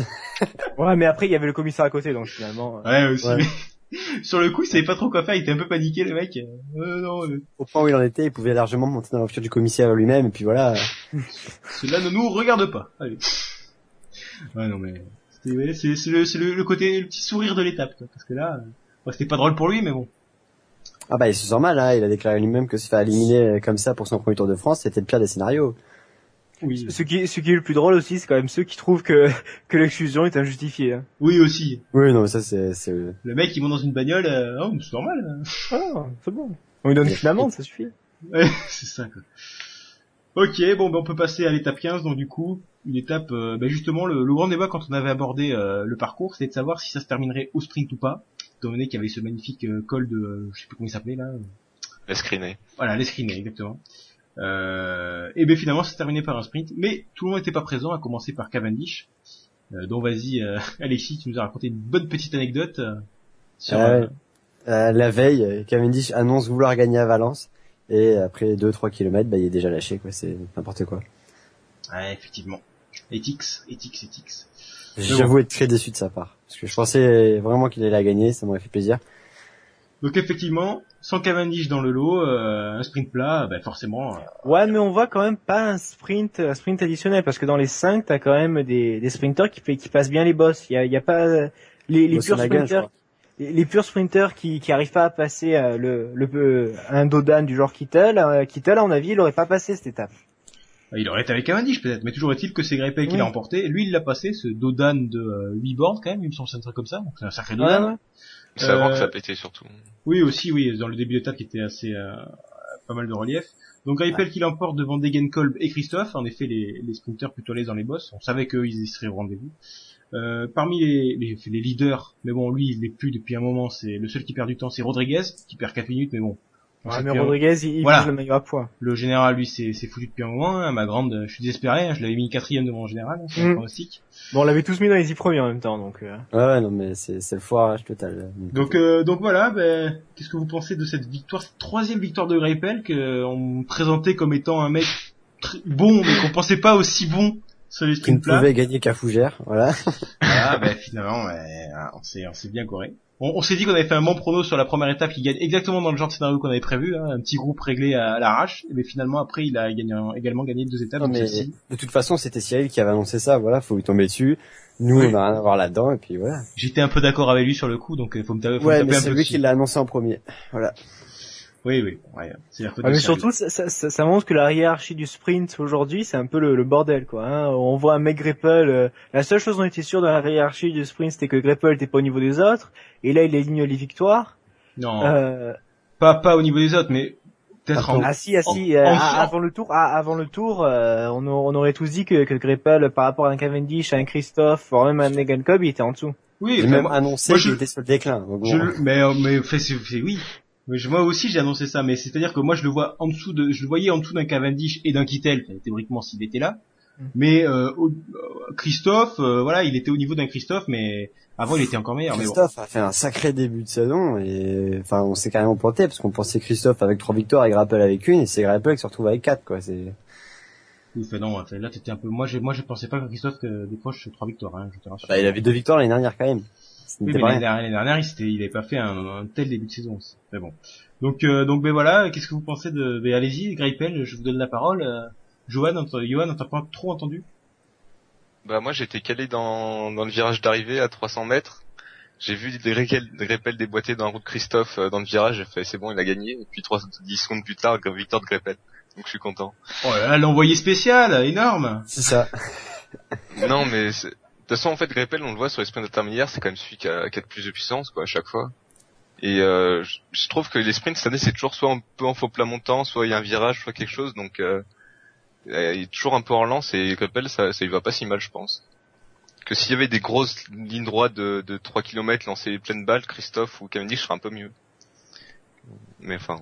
Il est aussi avantagé par le fait que Cavendish ne se fasse pas bien emmener par son équipe, hein, 2 fois, et Ouais, que là, il était, en fait, j'ai l'impression qu'on n'a pas eu droit à un duel Cavendish-Greipel si c'était sur la victoire de Cavendish. Parce que à Ouais, chaque fois... mais ça fait des beaux sprints. Chaque fois, c'est un peu le bordel. Ça, tu sais pas trop où ça part. Je trouve que les sprints cette année, ils ont vraiment de la gueule, quoi. Et Bah ouais, le niveau est quand même vachement resserré, quoi. ouais, c'est ça. Ouais. C'est ce que je viens de dire il y a même pas 5 minutes. Hein. Non, t'as dit c'était le bordel, ça n'a rien à voir. Oui. Mais non, le bordel dans la hiérarchie, c'est qui donne des sprints plus serrés. Ok, bon, je suis d'accord. Mais ouais. Déception quand même du tour sur le sprint, malgré qu'il en ait claqué une, c'est pour moi c'est Cavendish quoi. C'est pas faux, malheureusement. Bah, et très sincèrement, la seule qu'il a claqué, c'était celle qui pouvait claquer, parce qu'il se fait complètement détruire par son équipe sur les 2 autres sprints qu'il fait, et là, il, je sais pas, sortir Ouais, les Pyrénées, mais- c'était les roues libres. Je sais pas Il si- gagnera sur les champs. Voilà. Peut-être, voilà, c'est sans doute la dernière, c'est même très certainement la dernière étape. Si. Il se Pour fait les emmener spectacles. par la loto, parce que sinon je pense pas que... Voilà. Mais à noter que Greipel, il s'est plutôt débrouillé seul sur les 2 victoires qu'il a fait Ben oui, précédemment. parce que Et là, Henderson, et là, sur celle-là, il s'est Henderson a vraiment abandonné très bien assez fait emmener, là. Henderson a abandonné assez tôt. Henderson, c'est son poisson pilote attitré. Et là, il se débrouille quand même en prenant le train des Katusha ou de la Giant. Non, mais sur Qui celle-là, croit toujours en l'autre. Hein. sur cette 15e étape, il a quand même un vrai train pour lui, alors que c'était pas vraiment le cas sur les 2 étapes, les 2 victoires qu'il avait emportées avant. Là, sur celle-ci, on voit qu'il y a quand même un train loto. Mais cette année, il frotte, alors que l'année dernière, il était incapable de faire, de frotter quoi que ce soit. La seule fois où il était devant, c'est il a gagné, quoi. Mais si. Là, cette année, je sais pas, je le vois frotter quelque chose, ça me choque. C'est redevenu un cycliste, mon dieu. Non, mais ce qui est Non, vrai, mais- c'est qu'il est vraiment, il est vraiment plus fort que les autres, là, on le voit, parce que, par exemple, sur cette étape-là, il lance relativement loin, bon, pas non plus, il nous fait pas une Cavendish étape 2, mais il lance de loin, et on voit Christophe qui décale, mais qui arrive pas du tout à revenir sur lui. Il lui reprend 1 mètre sur sa décale, et au revoir. Après, il arrive plus à lui reprendre 1 seul centimètre, et c'est Greipel qui gagne, et qui résiste. Ça montre que quand même, au niveau puissance, Greipel, il est au-dessus de tout le monde, quoi. Pas faux. Voilà, putain, j'ai coupé le sifflet à tout le monde. Vous avez rien d'autre? Il y a aussi dans les petits faits de cette étape, je crois, mais vraiment mini polémique sur Coca oui. qui s'était pris un coup de coude par Degenkop, je crois. Ah, je pensais pas celle-là, moi. Par Sagan. À part Sagan, bon. Bah, en même temps, ça frotte, hein. En même temps, si on doit Voilà. si on doit s'attarder sur tous les coups de coude qui sont mis pendant des sprints massifs, on est Oui, pas mais terminé. voilà, on rajoute à ça coureur français d'Europe Car, du coup, ça a fait un peu de bruit, quoi. Ouais, c'est bon. Ouais, enfin, c'est pas pris un coup de boule de Marc Hencho, quoi, ça va. C'est comme sur l'étape, je crois pour l'étape de la Pierre Saint-Martin, les FDJ là, c'était Morabito qui se plaignait que les Sky les laissaient pas passer pour faire remonter Thibaut Pinot au pied Non, de mais la c'est bosse. pas ça, ils les avaient serrés comme des... Ah bah, je suis désolé. C'est au bout Ouais, c'est d'un le moment, jeu, Lucien, en quoi. bas d'une bosse, ça frotte, c'est tout. Tu vas pas t'écarter pour laisser passer le mec. Ça c'est Enfin, les pareil. Sky se sont excusés après, donc c'est vraiment qu'ils avaient dû y aller comme des... C'est-à-dire qu'ils avaient un peu honte de foutre tellement la misère au monde, ils se sont dit bon allez, on va s'excuser pour celui-là quoi. Mais là sur le coup, moi je trouvais ça ridicule le fait que les mecs ils se plaignent parce que on leur laisse pas la porte ouverte quoi et qu'on les tasse un petit peu sur le côté. C'est exactement ce qui se Ah passe. oui, ils avaient parlé de coups de coude et de coups, donc... Ouais, bon ouais, ouais. En même temps, c'est pas, je sais pas. Les pelotons D'un c'est autre pas. côté, truc les de Sky sont gentleman. déjà assez mal vus, donc à mon avis, en rajouter un peu, c'est pas... Parce que Ouais, mais de là, c'est en fou qu'ils soient mal vus au moment qu'ils gagnent. Oui. Ils s'en tapent un peu de ce que pensent les autres. C'est pas- Oui, mais Ouais, justement, c'est ça. qui aura ajouté après. On voit qu'ils s'en tapent pas complètement quand même, hein, parce que on voit que les directeurs sportifs là, Yates, Brailsford surtout, qu'est-ce que je dis Yates? Mais c'est quand, je crois que c'est au départ d'hier, il y avait quand même des flics autour du bus au cas où, tu vois. Ouais, mais Brailsford, on voit qu'il essaie là, qu'il montre, qu'il ouvre les portes à France c'est TV que et de la tout. com, c'est que de la com. Bah oui, mais la com prouve qu'ils s'en foutent pas quand même qu'il soit mal vu. Ah mais si, il peut très bien faire de la com derrière en s'en foutant totalement de ce que pensent les autres. Et donc je me suis gouré, j'ai parlé de Yates au lieu de Brailsford, mais Yates était quand même au centre de cette étape 15, parce que alors c'est un mécano ou c'est Yates qui balance un bidon dans la gueule d'un caméraman. C'est un mécano. Shane Yates, ouais. Maintenant à la Tinkoff, d'ailleurs, il a pas été sur l'étape d'aujourd'hui. Non, mais c'est le mécano, mais comme c'est le mécano de la voiture, c'est le directeur sportif qui prend. Ah non, c'est bien le mécano, c'est pas chez nous. Et puis pourquoi? Je sais pas. Il y a un mec qui filme sa gant parce qu'il change de vélo, logique. C'est la Tinkoff, faut pas réfléchir. C'est pas Ils ont ça, pas il me semble. réfléchi. Non, s'ils avaient annoncé que c'était la moto qui avait retardé le fait, qui avait gêné Sagan ou la voiture avant qu'il s'arrête, ou ce genre de conneries. Enfin, c'était un peu tiré par les cheveux quand même l'histoire, mais il me semble qu'ils avaient été gênés par la moto et donc du coup pour leur faire piger, bah ils ont lancé un bidon. Ah oui, c'est la réponse de base qu'on doit avoir dans la société. Un mec te gêne, tu balances un bidon dans la tronche. Voilà, après comme a dit JB, c'est Tinkoff. Hein. Ah non mais voilà. Il réfléchit pas sur le vélo, il réfléchit pas dans la voiture. Hein. Oui. Le mec il se teint les cheveux en rose parce que Contador a gagné le Giro, c'est n'importe quoi. Le Pirazzi des suiveurs. C'est le mec qui réfléchit pas. Voilà. Bon ben voilà, une étape 15, je pense qu'on a fait à peu près le tour. On va pouvoir passer à l'étape 16, la dernière étape qu'on va évoquer puisque c'était celle d'aujourd'hui. Arrivé à Gap donc pour une étape assez vallonnée. Victoire donc de Ruben Plaza devant Sagan qui pour la 3e journée de suite prend l'échappée. Donc il veut tuer le maillot vert. Ah mais surtout il essaie de tout faire pour gagner l'étape, il se fait torcher à chaque fois. Donc voilà. Il y a tout le monde qui suce la roue, c'est abusé dans la montée, c'était immonde à voir quoi. Il y a même un mort, Riblon il attaque, Sagan il va le chercher, Riblon il gueule. Enfin, c'est hallucinant. Bah ouais, non mais en même temps quand t'as Sagan dans ton groupe et que tu files vers l'arrivée, logiquement tu vas pas rouler pour lui parce que tu sais qu'il va te torcher au sprint. Hein. Mais bon, enfin si l'autre il gagne, tu gagnes pas non plus. Hein. Aussi. Donc Plaza devant Sagan et Pantano.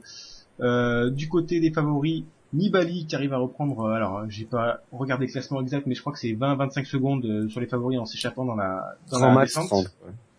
Dans la descente, donc voilà. Et du côté des perdants du jour, 28 secondes précisément. Voilà. 28 secondes. Et du côté des perdants du jour, Talansky, comme d'habitude, j'ai envie de dire, hein, lui, il a beau vider le général, à chaque fois j'ai l'impression qu'il perd 1 minute ou 2 comme ça. Non mais il peut plus être perdant à ce stade-là, quoi. Voilà, c'est ça. Roland également, qui termine dans le même groupe que lui. Et Thomas, victime d'une chute en mode un attentat. C'est pas trop de sa faute le pauvre. Ouais, c'était plus du rugby là que du cyclisme. C'est ça. Un beau beau décalage d'épaule là de la part de Barguil. Ah mais Barguil s'est fait payer par Oleg Tinkoff hein. Je suis sûr c'est ça. Hein. Ouais, il a voulu relancer la course, il dit bon allez hein. Je me sacrifie, je me fais Thomas. Ah, c'est ça. Il est parti tout droit, même en freinant, c'était dur d'esquiver Thomas à ce stade-là. Il s'appuie quand même sur Thomas pour reprendre sa trajectoire, hein, donc. Bah non, mais en fait, il rate complètement son virage. Il le prend à l'intérieur de ouf là. Il se dit ça passe, allez ça passe, mais ça passe pas du tout. Son virage, c'est n'importe quoi, mais une fois que tu tires tout droit, le temps que tu freines, forcément, tu fonces dans Thomas. Après, une fois que t'as foncé dedans, alors il s'appuie sur Thomas. Il s'appuie sur Thomas et et sur une spectatrice aussi, il fait un double. Il y a Thomas et il envoie une spectatrice dans le truc aussi. Elle tombe de sa chaîne et tout. Enfin, il fait une totale là. C'est combo de la part de Non, mais enfin, ce que je veux dire, c'est qu'une fois que tu tombes sur Thomas, bah quitte à ce qui tombe, c'est dégueulasse, mais autant l'utiliser quoi. Non mais enfin il vise pas Thomas, c'est juste que Thomas se trouve, il a pas de cul, il se trouve dans la trajectoire de chute que va avoir Barguil quoi. Barguil se fait sauver par Thomas. Il a voulu Barguil, voilà, mais bon une fois qu'il est rentré dedans, que ça lui a permis de rentrer dans sa trajectoire, bon il va pas s'en priver non plus. Hein. Donc voilà, Thomas qui perd un petit peu de temps également, lui qui était 6ème du général il me semble, au moment de cette étape. Oui. Et finalement il perd 48 secondes. Voilà. Enfin, il a rien après. Non, 38 secondes, même pas 38 secondes, il perd. Voilà. Donc, du coup, il a été attendu par Poels qui était dans avec aux côtés de Froome et qui était il était largué du groupe. Poels avait été largué, voilà, mais il a récupéré Poels et Poels l'a aidé dans le final. C'est la première fois qu'on le voit depuis le début, hein, donc c'est. Bah ouais. Ça sent le mec qui est programmé pour les Alpes, Poels. Tu sens que c'est lui qui va prendre le relais de Porte. Ouais, enfin, s'il craque déjà, mon dieu, dans les Alpes, ça va pas être beau. Enfin, Poels, à chaque fois que ça accélérait, il était dans le dur, donc bon. Voilà. Mais il revenait à chaque fois. Mais il revenait, mais Oui, ça, il oui, servait à oui. rien. Ah, il faisait un tempo. Mine de rien, ça sert. Hein. Alors dans la descente, Pouls, il a tout le temps, il s'est donné à fond pour essayer de rattraper le groupe, mais à chaque fois il était à 10-15 mètres, hein, il arrivait jamais à reprendre. Effectivement. Alors Et, que et juste pour terminer, le gros perdant du jour, c'est Galopin, qui était en roue libre dans la descente. Ça faudra m'expliquer. Je vais m'appuyer sur votre expertise parce que là j'ai pas compris. Donc voilà pour les faits du jour. Allez-y. On a évoqué Thomas. Qu'en est-il de Galopin? à mon avis, il savait qu'avec tout ce temps perdu, le général c'était fini, qu'il aurait un peu peut-être du mal à suivre les meilleurs dans les Alpes. Donc il s'est dit roue libre, voilà, je perds du temps et je partirai en échappée, tout ça. Parce qu'il me semble qu'il avait essayé d'être dans l'échappée, mais ça roulait derrière parce qu'il était 9e du général. Oui, il a tenté de prendre l'échappée le matin. Ouais. Donc du coup, à mon avis, comme il veut une victoire, partir dans l'échappée, se faire plaisir, il s'est dit ouais, bon, moi, je vais perdre un peu de temps, comme ça ils me rouleront pas dessus. Quoi. Au point où il en était, il était plus à sa prise, je pense. Mais voilà, perdu pour perdu. Effectivement. Donc, je voulais juste revenir quand même sur Thomas. On l'a abordé pour la chute, mais l'aborder de façon plus globale sur sa place au général. On voit que donc Poels l'attend pour parce que visiblement ils veulent garder cette 6e place, en même temps qu'ils voudraient pas. Mais est-ce que vous pensez que Thomas peut tenir cette 6e place alors qu'on commence à voir ses limites quand même? Qu'est-ce que vous en pensez, Johan? Bah, je sais pas, de toute façon, pour l'instant, on a eu que des courses de côte ou des matchs comme ça, après, dans les enchaînements de col, ça serait peut-être juste. Après, le plus gros risque pour lui, c'est même pas, c'est si ça attaque vraiment et que Froome, il se retrouve tout seul et qu'il doit rouler et que là, après, derrière, il prête pendant 15 minutes, mais. Ah oui, il y a toujours en effet ce scénario possible, ouais, si Froome a vraiment besoin de lui. Mais on l'a quand même vu sur le bateau de veille alors qu'il y avait un enchaînement de col quand même. Ouais, mais enfin, les enchaînements de col, ça roulait tout doucement, quoi. Il était 10 minutes derrière échappé avec, cette Van Mark, c'est bon. Hein. Ah, mais on voit que quelqu'un comme Galopin, par exemple, n'a pas mal géré cet enchaînement de col. Ouais, mais il a plus gros moteur que Galopin, quand même. Effectivement. Et d'ailleurs, voilà, on est tous d'accord que, Thomas, même si on l'attendait peut-être pas, parce qu'on le considérait comme un équipier, donc on voyait se sacrifier pour Froome, mais donc pas forcément faire un tour général, mais bon, on est d'accord que ses performances en montagne, ça sort pas de nulle part. J'ai l'impression que les gens découvrent que Thomas s'est grimpé. Non, mais les gens découvrent le cyclisme au Tour de France, à partir de là. Ah oui, parce que le mec vient de faire 2e du Tour de Suisse, ça fait quand même depuis ouais. plusieurs années. Sur l'étape de montagne du Tour de Suisse, c'est quand même lui qui fait le tempo derrière Pinot, il fait 5e de l'étape de montagne, quoi, sur le glacier. Ouais, ça fait plusieurs années qu'on sait que le mec, plusieurs années. Disons c'est vraiment cette saison qui le monte vraiment sur les courses, entre guillemets, vraiment en se montant sur les classements généraux. Mais on sait que c'est un mec qui devient de mieux en mieux en montagne et que sa progression est plutôt vachement logique, hein. C'est vraiment tous les ans, on le voit, il est de mieux en mieux en montagne et là, il le monte sur le Tour. D'un autre côté, heureusement, parce que qui va pallier l'absence de Porte l'année prochaine, ça va être lui. Oui, quoi, ça m'étonnerait pas qu'il recrute également d'autres personnes. Puis Kinov, l'an prochain. Kinov, il stagne, non? Non, il s'améliore très très très doucement, quoi. Ah, c'est un peu trop doucement quand même. Ouais, il a gagné 2 watts en 5 ans. C'est pas mal. C'est bien. C'est mieux que Leclerc, déjà. Après, il y a Koenig aussi, hein, dans la Sky. Koenig, Koenig, il marche pas sur ce tour, hein. il sort du Giro. Ouais, il sort du Giro. Ils ont recruté Pouls, pour l'instant, il fait rien. Le problème de recruter les leaders, c'est que les leaders, ils ont pas forcément envie de se niquer la gueule pour quelqu'un d'autre. Pouls n'a jamais été un leader, hein. Pouls, chez Quickstep, il travaillait pour Uran, et là, il se met à travailler pour Froome, et puis je le trouve pas forcément mauvais, Pouls. Le fait que déjà, il soit encore là, parmi les, par rapport à ce qu'il faisait sur le Dauphiné, c'est quand même pas terrible, quoi. Par rapport à ce qu'il est capable de faire, surtout. Oui, certes, mais bon, là, c'est le 14e homme du Tour de France, là, sur cette étape de Gap, là, c'est, entre guillemets, 14e, quand t'es un équipier, c'est pas mal du tout, dans la hiérarchie. On n'a pas dit que c'était mauvais non plus, mais... Je pense qu'il y en a pas mal qui aimeraient bien avoir un équipier de Pouls, Ouais, mais vu ce qu'il a fait comme travail pour Uran sur le Giro dernier, c'est vrai qu'on peut le trouver un peu en dessous, parce qu'il avait fait un travail vraiment formidable. S'il pouvait refaire ça pour Froome, Froome serait aux anges. Ouais. Bon, après, on l'a beaucoup vu travailler pour Uran en 2013, parce que il y avait que lui à côté de Uran. Hein, 2014, hein. Oui, mais après, après, on a dit, Pouls à son maximum, Froome il se balade derrière lui, quoi. Donc non mais peut-être pas à ce point, mais ouais. C'est vrai que enfin, j'exagère le trait, mais bon. Non, mais on est d'accord que Pouls sera jamais aussi efficace que peut l'être Porte sur une montée sèche ou. Oh, ça dépend. Hein. Non. Enfin, son temps sur l'Angliru qu'il a fait, je sais plus quelle année sur la Vuelta, c'est monstrueux. Hein. Angliru, c'est 2012, je crois. Je sais plus. Quand il y a Menchov. Oula, les années 80, ça. Hein. Ah, c'est 2011 alors, Menchov. Ouais, c'est 2011 que Menchov gagne sur Ah oui, c'est quand il y avait Kobo, contre Kobo. Ok, bon ben voilà, ok, bon ben et Thomas donc est-ce que vous voyez tenir, juste la question finale sur Thomas, est-ce que vous voyez tenir et faire une place au général? Peut-être Top pas la 10, 6ème oui. place, mais le top 10, ouais, c'est faisable, il peut Top s'accrocher. 10, il est 5 minutes devant Bardet, c'est quand même faisable à mon avis. Devant Barguil. Ok, donc vous avez parlé en même temps mais c'est pas grave, on a compris que vous vouliez On a dit la tenir. même chose, en fait. Voilà. Johan bah ça dépend de la course. oh là là, cette réponse, oh là le mec il veut pas se mouiller de ouf là, oh là là. Mais non, mais si ça attaque pas et que ça fait juste les dernières montées, oui, il fera le top 10 quoi. Ok, tu te mouilles vachement quand même, hein. Voilà. Bon, alors peut-être enchaîner sur un autre coureur qui s'est mis en évidence aujourd'hui, c'est Nibali, qui, comme on l'a déjà dit précédemment, commence à monter en forme. Qu'est-ce que vous pensez que Nibali va pouvoir faire dans les Alpes? Parce qu'on voit qu'il revient vraiment très bien et on a pas mal d'étapes qui peuvent lui correspondre, notamment celle qui se termine, celle qui avait remporté Bardet sur le Dauphiné. Je me rappelle plus exactement de quelle étape c'est, mais bon. Pas loin. Une jolie, voilà, exactement, une jolie descente qui lui semble dessiner une petite montée derrière. Qu'est-ce que vous pensez de Nibali? Est-ce que vous pensez que là pour l'instant il est 8e du général il me semble, mais est-ce que vous pensez qu'il peut remonter, Alexis? Déjà, il est temps. Enfin, il se réveille, quoi. Bah, il était pas non plus énormément loin, mais 1 minute par-ci, 2 minutes par-là, à force, ça fait beaucoup. C'est le plus décevant des 4 fantastiques, comme dit Thierry Adam. C'est ça. C'est le plus décevant. Je pense même qu'il a été remplacé par Van Garderen dans ce cas-là, mais bon. C'est... Ouais, s'il se démerde bien, il peut accrocher une 7ème, 6ème place, mais à mon avis, le top 5 déjà, ça va être dur, hein. Ok. JB, ton avis sur la question?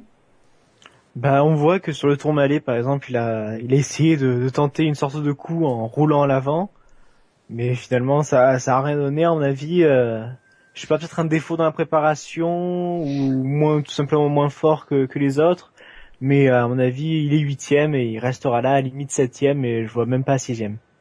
D'accord. Johan? Nibali va gagner le tour. Là, il se Là, il se mouille. Là, c'est... Attaque sur les champs. c'est ça. Mais non, mais je sais pas, là je le sens bien remonter. Si on peut avoir des étapes comme celle de Vildart qu'il y a eu sur le Dauphiné, où ça attaque vraiment dès le début, tous les favoris sont déjà en train d'attaquer à 100 bandes de l'arrivée. À la limite, sur les formats dans ce genre-là, je pense que Nibali est plus fort que Froome ou Contador ou des trucs comme ça. Hein. Enfin, de là à reprendre quand même 7 minutes 50, ça Oui, me paraît ouais. assez gros. Faudrait 3 Voilà. étapes comme ça, hein. Je te rejoins Bah, sur ouais. le fait qu'il puisse remonter, au général, vu qu'il a l'air plus en forme, mais faut pas non plus exagérer. Ah bon, après, c'est ton avis, hein. Même si on sent que... Moi, ça, je suis pas c'est- sûr non, que Contador va le gagner, alors bon. Bah, à la limite, je crois plus en une victoire de Nibali que Contador. Parce que Contador, je vois pas faire grand chose jusqu'à la fin. Contador, on voit... Contador, il monte quasiment en train maintenant, Contador, hein, donc Oui, on a eu quelques accélérations de Contador, c'était risible. Lui qui nous a habitués à des jumps de ouf, là, il arc personne, il prend 10 mètres et puis c'est mort. Ouais, il y avait Barguil qui était devant, il s'est remis dans la roue tranquille. Oui, voilà. Enfin, Contador, je pense que c'est une question de forme. Là, le Giro, il a pas digéré tout simplement. Mais pour revenir sur Nibali, juste à la suite de la Pierre Saint-Martin, le soir même, après qu'il ait pris 4 minutes dans la vue, on a eu Vinokourov qui a annoncé, je crois, que Fulgensang devenait leader de l'Astana. Quoi. Ouais. Le sang, il a craqué après. Voilà. Et le lendemain, Fulgensang était largué, bien sûr. Mais Et que Nibali devait se bouger le doigt du cul, sinon il allait être viré de l'équipe. on sent la bonne ambiance chez Astana. Tu vois, on sent que les mecs ils sont bien raccords dans le bus là. Après, ça c'est les techniques de management de l'ex-URSS. Tu te bouges, sinon le goulag. Ouais, c'est ça. Bon après, est-ce qu'il y a des goulags au Kazakhstan? Bah, C'est pas le- pourquoi pas. Il peut l'envoyer en l'équipe continentale d'Astana sera pareil, hein. Ah oui, ou ça serait de la punition quoi. Pour courir avec Chouchimouine là et tous ces mecs. Là. Ah là là. D'ailleurs, il y a déjà un Italien je crois dans cette équipe là. S'il faut c'est un mec pareil hein, il s'est fait niquer et il s'est fait envoyer là. C'est un sprinter. Guardini. Non, c'est un sprinter, je sais plus quoi ça, non, c'est pas lui. Tu fais quoi? De Ah, ça correspond, c'est le même profil mais c'est un autre mec, un jeune, mais c'est pas grave. toute façon, Guardini, tu peux l'éliminer que sur le tour de Langkawi et voilà. Ah, c'est 5 victoires assurées. Ouais, mais déjà un mec qui t'assure 5 victoires sur le Tour du Langkawi, il y a beaucoup d'équipes qui en voudraient. Mais bon. Pour Bon, ben, on a- revenir aussi à l'étape d'aujourd'hui, on n'a pas parlé du vainqueur. Ah oui, j'avoue, effectivement, on s'en fout, on a rien à foutre de Plaza. Ruben Plaza, ben voilà, un peu une sorte de revenant. Tout d'abord, ben lui-même, ça faisait quelques années qu'il performait plus, et pour son équipe aussi, à l'Empré, qui nous rappelle qu'elle est sur ce Tour de France.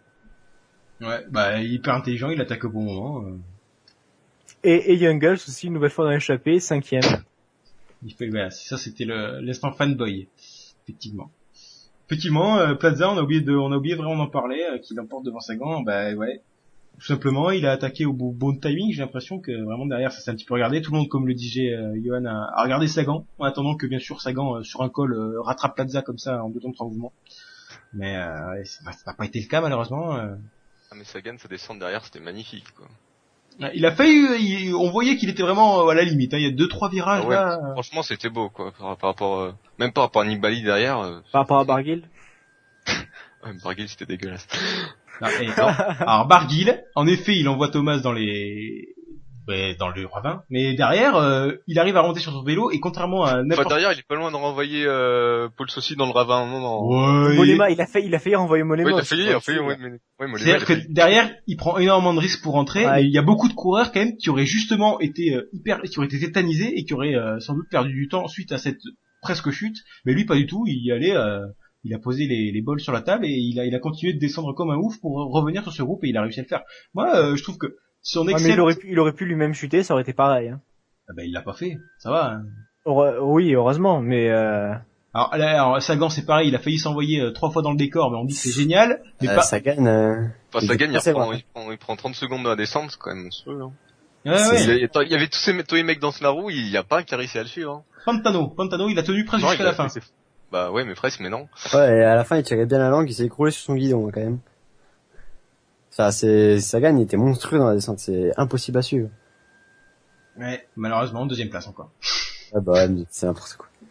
et aussi dernier mot à propos de cette étape, c'est quand même on tient peut-être un futur super combatif du Tour, c'est Pierre-Luc Périchon, dédicace au groupe Eto, qui est encore dans l'échappée. Ça fait quand même beaucoup d'échappées pour lui. C'est la 5e, je crois. Ouais, pour donc prendre les bidons. Il a dit que c'était à l'avant, quand il faisait chaud, c'était pour prendre les bidons, c'était plus simple. Pour prendre les bidons. Et peut-être que voilà, ça fera quelque chose de gagné pour Bretagne Séché sur le Tour de France. Ouais, mais ça va être Sagan le super combatif, hein, si ça continue comme ça. Hein. Ouais, c'est Aussi. Sagan contre Périchon. Sagan contre Périchon. David contre Pouliot. Bon, ils ont déjà eu leur moment de gloire, hein, les Bretagnes, avec Sepulveda. Ça fait le gros buzz. Hein. Peut-être qu'ils gagneront une voiture si Périchon termine super combatif. Ouais, il est super, hein, une Skoda, là. Côté moment de gloire, entre guillemets, hein, parce que c'est plus Vela, c'est quand même fait virer. Ouais, bon, voilà, quoi. Le buzz. Le moment de buzz, disons. Ouais, mais ça vaut pas le bus Orica, quoi. Au moins, le bus, on voyait le sponsor et tout. Ouais. C'est plus tard, Et là, il est monté dans la voiture, mais c'était même pas la sienne. Comme quoi, ouais, c'est ça. La pub dégueulasse, quoi. Oh là là. Bon, mais maintenant qu'on a abordé toutes les étapes, on a fait une. On va peut-être faire un petit bilan pour terminer sur les classements, pour aborder les coureurs qu'on a pas tout simplement, sur lesquels on n'a pas insisté. Donc, vite fait, dans les 20 premiers, là, je vais reprendre les leaders des équipes. Bon, 19e, Pinot, on en a parlé, à 31 minutes, peut-être presque 32 minutes, donc on va peut-être pas revenir dessus. 17e, Talansky, à 23 minutes et 15 secondes. Quelqu'un a quelque chose à dire sur celui qui a l'air de se démener sur chaque étape pour défendre une 5e place, mais en fait non, il est 17e et pourtant il se bat toujours autant. Enfin, je sais pas, Talansky, quelque chose à dire dessus? Pas au niveau, tout simplement. Ouais, et c'est une surprise pour moi, je voyais peut-être pas dans le top 10, mais au moins 11e, 12e, mais là, à chaque fois, au début des ascensions, des leaders, c'est quelqu'un qui se fait lâcher parmi les premiers, donc c'est assez décevant. Et tu vois que lui, il baisse pas les bras en plus. Il se bat jusqu'à la fin, il essaie vraiment de limiter la casse au plus possible, et il est plus loin que certains mecs qui ont, sur certaines étapes, ont complètement baissé les bras. C'est assez bizarre ce qu'il fait. Il teste peut-être ses limites, voir jusqu'où il est capable d'aller. Voilà, ouais. Y a pas de raison en fait. Le Tour, c'est un stage en fait pour lui. C'est ça. Ok. Pour 2 ans. 15e. Tour de Pologne. Ouais, oui, son gros objectif de l'année, Tour de Pologne, effectivement, Talansky. 15e, Roland à 15 minutes et 55 secondes, on en a déjà parlé également. 13e, Franck à 14 minutes et 23 secondes. On peut revenir, sur lui qui nous fait une Roland. Oui. Hein. Ben pourtant, le Tour passe pas en Suisse, c'est bizarre. Non, mais il nous fait une relance, c'est-à-dire qu'il est loin au général, puis il prend les échappées, du coup ça le fait remonter un petit peu. Il a pas pris une échappée? Non, il a Même pas pas. pris l'échappée. C'est juste qu'il arrive à tenir un peu très longtemps dans le groupe des leaders, quoi. Ouais, j'ai dit de la merde, excusez-moi. Il nous fait une Zubeldia, en fait. C'est, il lâche dès les premiers kilomètres, dès les premières ascensions, et après il roule tout seul, mais il est jamais loin. Ouais, et Ouais, pourtant, c'est pas le top 10, Sauf que le top 10, ça va être dur pour lui. Hein. Ouais, le top 10. Ah oui, mais bon, ouais, c'est sûr.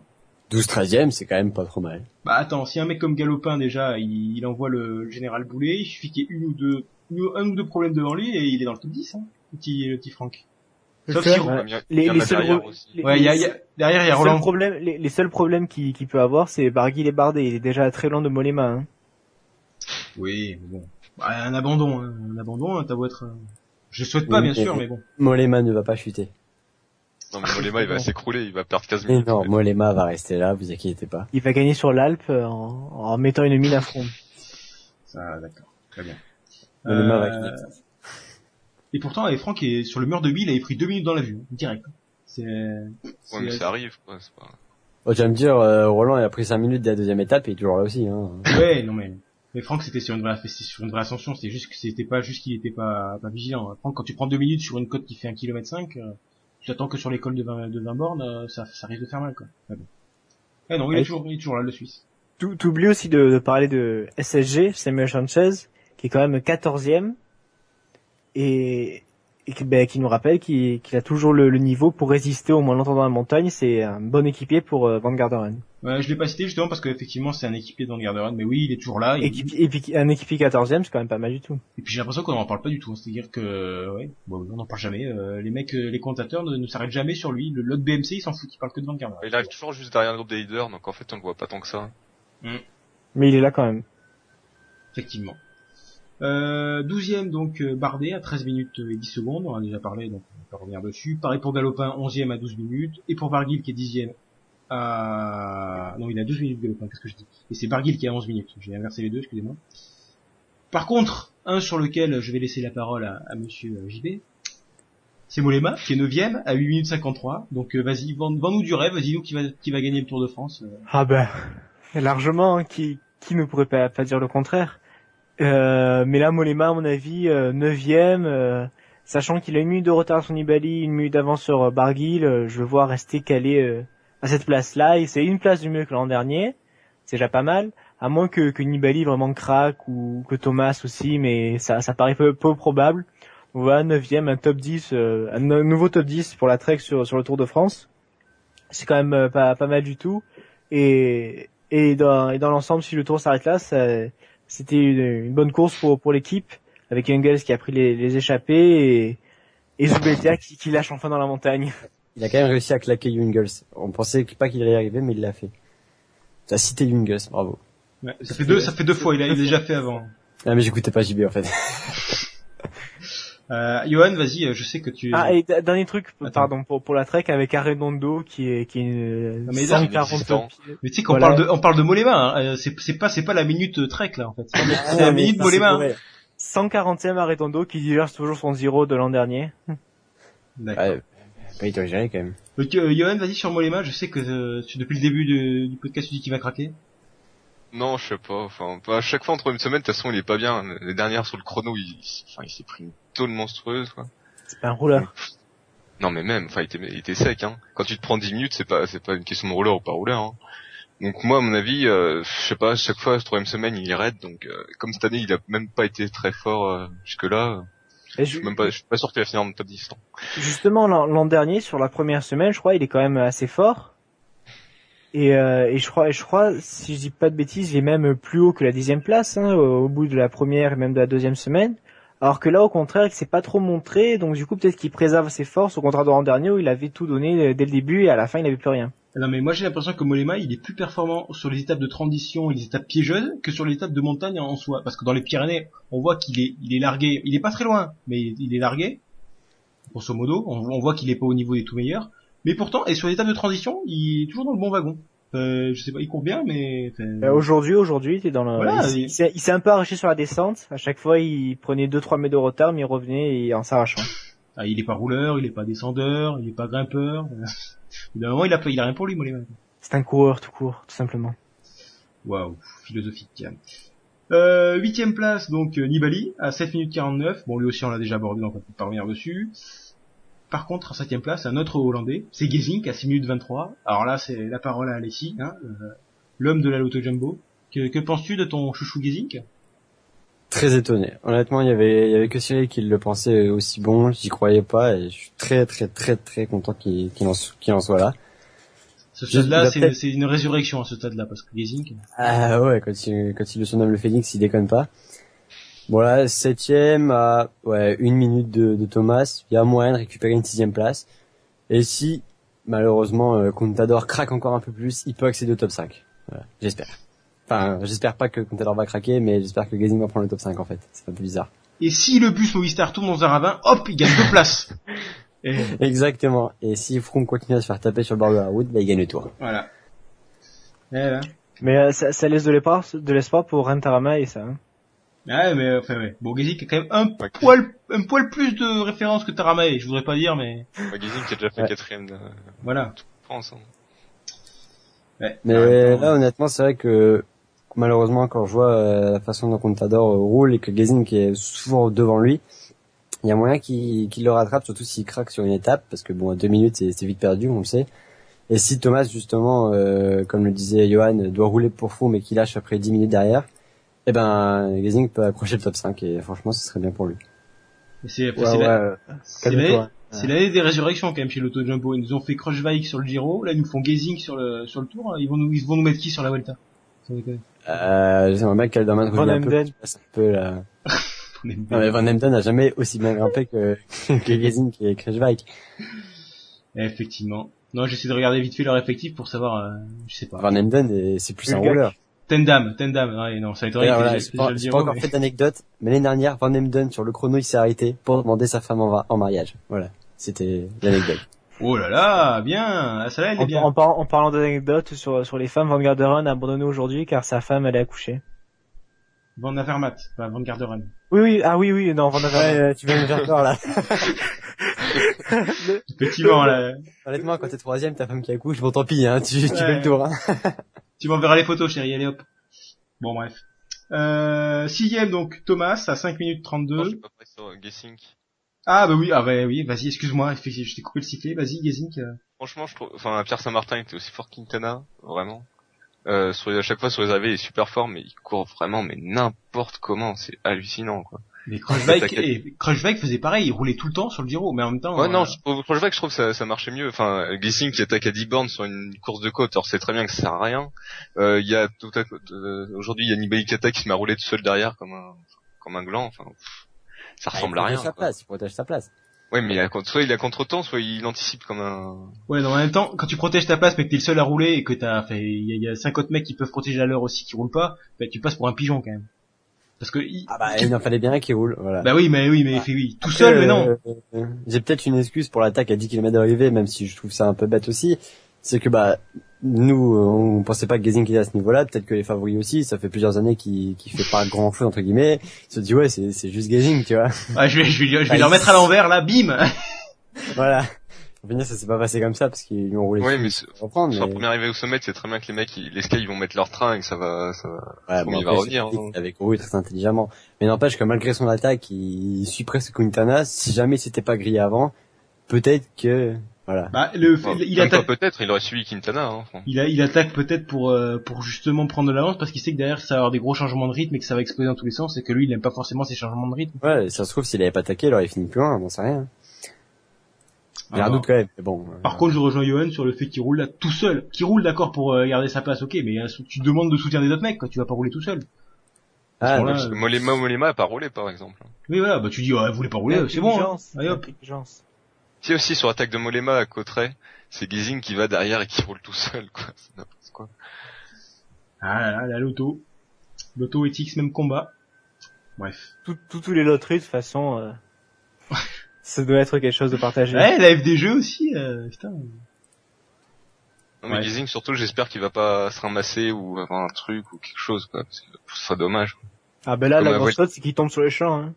Ah, mais la Volta, il était, il était dans le top 10 et puis je sais plus ce qui lui est arrivé, il est rentré chez lui. C'était dommage. Oui, avait un problème avec sa femme. Décidément, c'est les femmes, là, les femmes et les cyclistes, les affaires. La dernière, ce soir, Gazing qui est avec son enfant, voilà. Décidément. Ah, mais closer, quoi. C'est ça. Bon, 6ème, vous avez fini sur Gazing, là, c'est bon? On pourra pas dire plus. Hein. Moi, le nom de son chien, si tu l'as, Néo. Peut-être que Alexis veut nous redonner son anecdote sur son cœur et le fait qu'il bat trop vite, ou ça fait 4 fois qu'il nous l'a fait celle-là en fait. Non mais c'est Ah, bon, c'est bon tout. Je sais pas si ça fait 4 fois dans une émission, en fait. Si, non, mais tu l'as répété, tu l'as mis au moins 1-2 fois celle-là, le coup de, hey, il pouvait pas courir parce qu'il avait des problèmes de cœur, bon bref. Ouais, voilà. Bon, on la laisse de côté parce que les gens les connaissent par cœur celle-là. Ils iront chercher sur Wikipédia au pire. Non, mais à force, Sixième du classement général, Geraint Thomas, qu'on a abordé il y a quelques minutes, donc on va pas revenir dessus, mais bon, il est à 5 minutes 32, donc il faut raconter sur lui également. Et on rentre dans le top 5. Cinquième, Alberto Contador, 4 minutes 23. Alexis avait dit qu'il serait gagnant. À mon avis, voilà, quoi. Merci. non, mais si on suit toujours ton histoire de bus dans un ravin, bon. Ah, potentiellement. Il en faut 3 des bus, hein, parce que moi, il faut celui de la BMC, il en faut pas mal les bus, hein, mais bon. Il suffit que Barguil il fasse ça avec tous les favoris, puis c'est bon, hein. Ouais. Ah, ah. Mais vas-y, Johan, sur Contador, puisqu'on l'a pas forcément beaucoup abordé, alors que, il y a pas mal de trucs à dire. Bah, Voilà. Ouais. Il a décidé de détruire son micro en protestation des performances de Contador. non, mais Contador, faudrait qu'il attaque, mais je trouve pas très fort et je trouve pas qu'il y ait beaucoup de marge. Mais il attaque, mais il fait rien, enfin, il arrive pas Ah oui, c'est ça, à se quoi. détacher, quoi. Il arrive pas à se détacher. Je trouve qu'il est à peine plus fort qu'en 2013, quoi, c'est ça le problème. Donc après, En 2013, il sortait pas d'un Giro aussi. non, il sortait pas non, c'est 2013. Non, c'est en 2011. 2011. Ouais. 2011, il fait 4ème ou 5ème, c'est ça. 2011, il fait rien, il était déclassé. Non, il fait 7e, oui, mais il faisait 7e, il me semble. Non, Après- non, 5ème, juste derrière Vauclair. Ah ouais? Mm. Ouais, Non, mais après, s'il peut faire comme en 2011 et foutre la merde et faire que ça parte un peu en course intéressante, ça peut être pas mal, mais je sais pas, je trouve vraiment pas terrible, quoi. Ah bah, ouais, là, c'est clair et net que c'est pas le grand Contador, il attaque, et il fait le trou sur personne, hein. Il largue personne, quand même. Ça, c'est... D'un autre côté, en sortant du Giro, il avait dit qu'il fallait retarder un peu son programme, enfin sa forme, parce que si t'es en forme trop tôt, il allait payer. Même en une semaine, tu gagnes pas. En une semaine, tu D'accord. gagnes pas d'un coup. Mais peut-être qu'il pensait pas perdre autant de temps et être aussi fatigué. Et... Quoi, les Voilà. Pyrénées? Oh, mais c'est rien, ça, c'est bon. Non, mais, au bout d'un moment, t'es censé être en forme, quand même, au moins, dans les Pyrénées. Oui, mais même si il tu a retardes ta truc. Il a peut-être abusé en pensant qu'avec son expérience, ça marcherait, qu'il arriverait à suivre, mais finalement non. Donc, à mon avis, on va le voir attaquer dans les Alpes, être un peu plus tranchant que d'habitude, enfin que en ce moment, C'est pas mais difficile à pas faire en autant. même temps. Hein. Même Cavendish, il attaque en montagne, il fait mieux que Contador. Hein. Ouais, bof. J'arrive pas jusque là quand même. Mais à mon avis, il sera pas non plus décisif, mais comme le dit Johan, il pourra foutre la merde. Mais après, il y a Machka qui s'est ramassé, donc je sais pas si Machka il pourra toujours servir à faire des choses. En même temps, quand ton leader après est à ce niveau-là, que t'es des équipés ou que t'en es pas, Non, mais faire comme le dit Yohan, faire une attaque de loin, et du coup, prendre Maïchka comme relais, Après, entre tu guillemets. te cales dans un roue de Machka, s'il fait comme ça monter du Tourmalet, t'as pas besoin de prendre du vent, hein. Oui, c'est sûr, mais bon. Non, mais ouais, Contador, je pense que, même si la théorie, comme je l'avais énoncé au début, du fait qu'il ait retardé sa préparation et qu'il sera en forme en 3e semaine, mais, même s'il augmente sa forme en 3e semaine, il part c'est de, un peu cramé, ouais. il part de tellement loin qu'il pourra pas revenir au niveau de Froome et de Quintana et en aucun cas le surpasser. Donc Contador, il a tout simplement voulu faire dire autour et c'est pas possible. Voilà, c'est le cyclisme moderne nous le dit. Mais je pense que Contador, c'est pas le cycliste plus adapté. Je trouve Nibali est plus adapté pour ça parce qu'il est plus endurant. Contador, il manque un peu d'endurance, je trouve, pour un Giro Tour. Il faudrait plus un bourrin, genre même limite Froome, quoi. Oui, Mais Moi, oui, Froome, ou sinon Froome en tuant le suspense avant la 15e étape et derrière en assurant quoi. Ouais, enfin, Froome, j'aimerais le voir sur le Giro à la météo dégueulasse avec ses 4% de graisse. Moi, je l'attends sur le Giro, mec. Hein, quand il fait 4 degrés au sommet des cols et qu'il y a de la neige, on verra. Hein. Ça va pas être la même chose pour lui. Hein. Mais bon.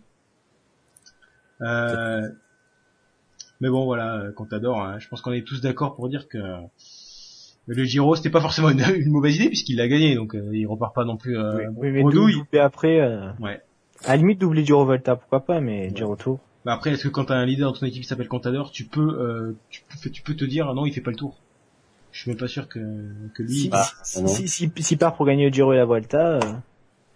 Non, mais Contador était parti pour le Giro Tour, hein, sans aucun Oui, intérêt voilà. de gagner le Giro Volta. Oui, il l'a déjà fait, oui, effectivement. Oui, il a déjà fait, mais il peut le refaire. Ouais, mais ça sert à rien. On s'en fout. Bon, c'est deux grands tours toujours dans la poche, mais bon, j'avoue. Ça fait 2 grands tours de plus que tous les coureurs français, quoi. Oui, c'est sûr. Donc après Contador, on peut passer à Valverde. Donc quatrième à 4 minutes de Froome. Valverde, on a abordé Quintana un petit peu. Non, on n'a pas forcément abordé trop les Movistar, mais on a abordé Valverde en disant que c'était plus qu'un simple équipier. Vite fait, rapidement, qu'est-ce que vous pensez qui va se passer pour Valverde? On s'est posé la question il y a un peu de temps maintenant, mais au début du podcast, à savoir si potentiellement il pouvait se sacrifier pour Quintana. Qu'est-ce que vous en pensez? Moi, je suis Oui. vraiment... Oui, bon, d'accord. J'y vais. Bah moi j'avais dit qu'il abandonnerait en 3e semaine Ouais.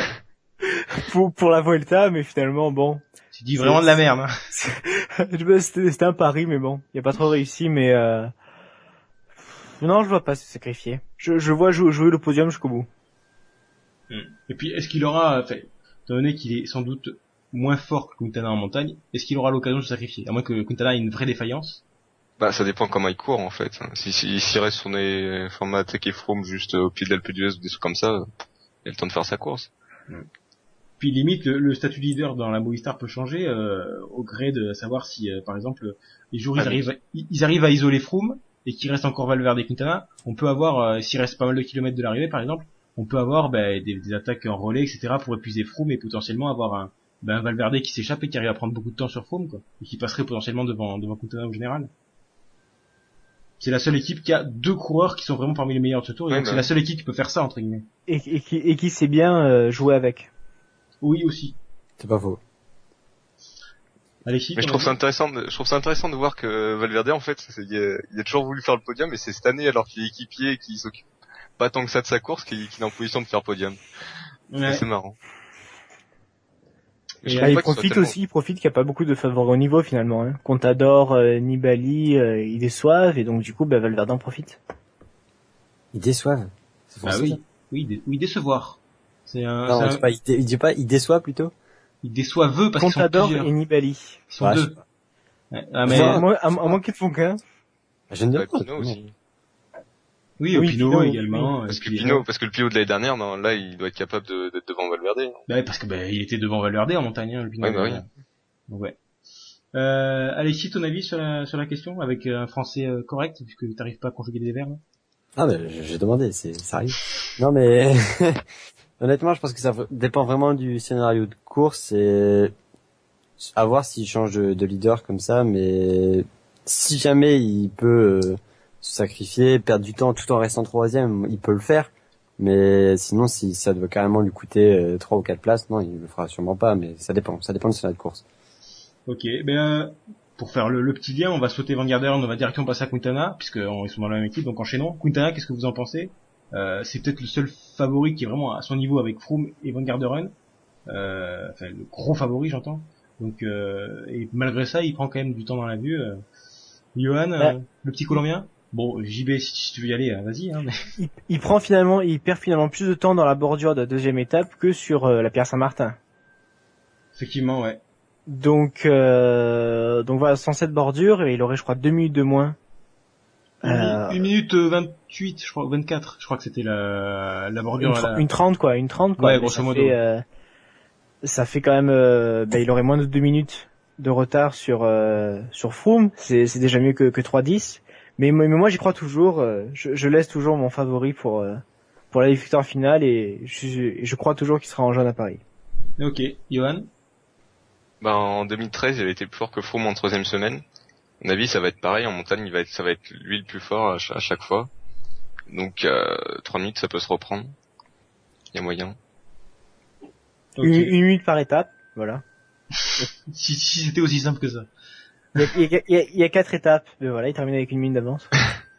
Et puis on commence après, le problème de Quintana, ça va être à l'os, parce que s'il fait une descente aussi dégueulasse que aujourd'hui, du sud. Non mais aujourd'hui, là aussi, dans la descente, il a été assez fébrile, même Froome a mieux descendu que lui.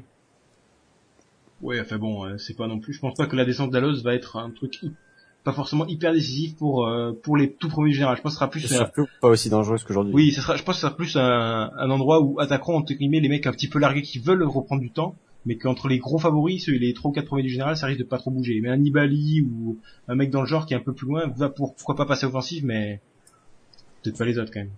Après, effectivement, on commence à voir les faiblesses de la Sky entre guillemets. On commence à voir que la Sky n'est pas non plus une machine de guerre où il y a toujours 3 ou 4 mecs autour de Froome. On commence à voir que justement, Porte, il est aussi régulier que Taramae, donc c'est dire.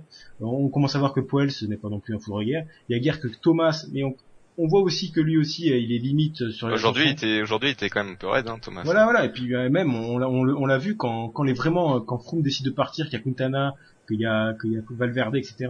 Thomas est toujours un peu rentré, donc on voit que la Sky peut encore faiblir, et donc pourquoi pas avoir un Quintana qui peut, si en isolant Froome, et comme je l'ai dit, en travaillant avec Valverde, voire même avec Contador et Van Garderen, parce qu'on peut pourquoi pas imaginer une alliance entre les adversaires de Froome. Oui, en effet, pourquoi pas un Quintana qui peut aussi gagner le tour, mais bon, on peut dire qu'avec 3 minutes de retard, on se dirige quand même plus vers un succès de Froome que celui de Quintana, quoi. Ouais, non. Vas-y, Alexis.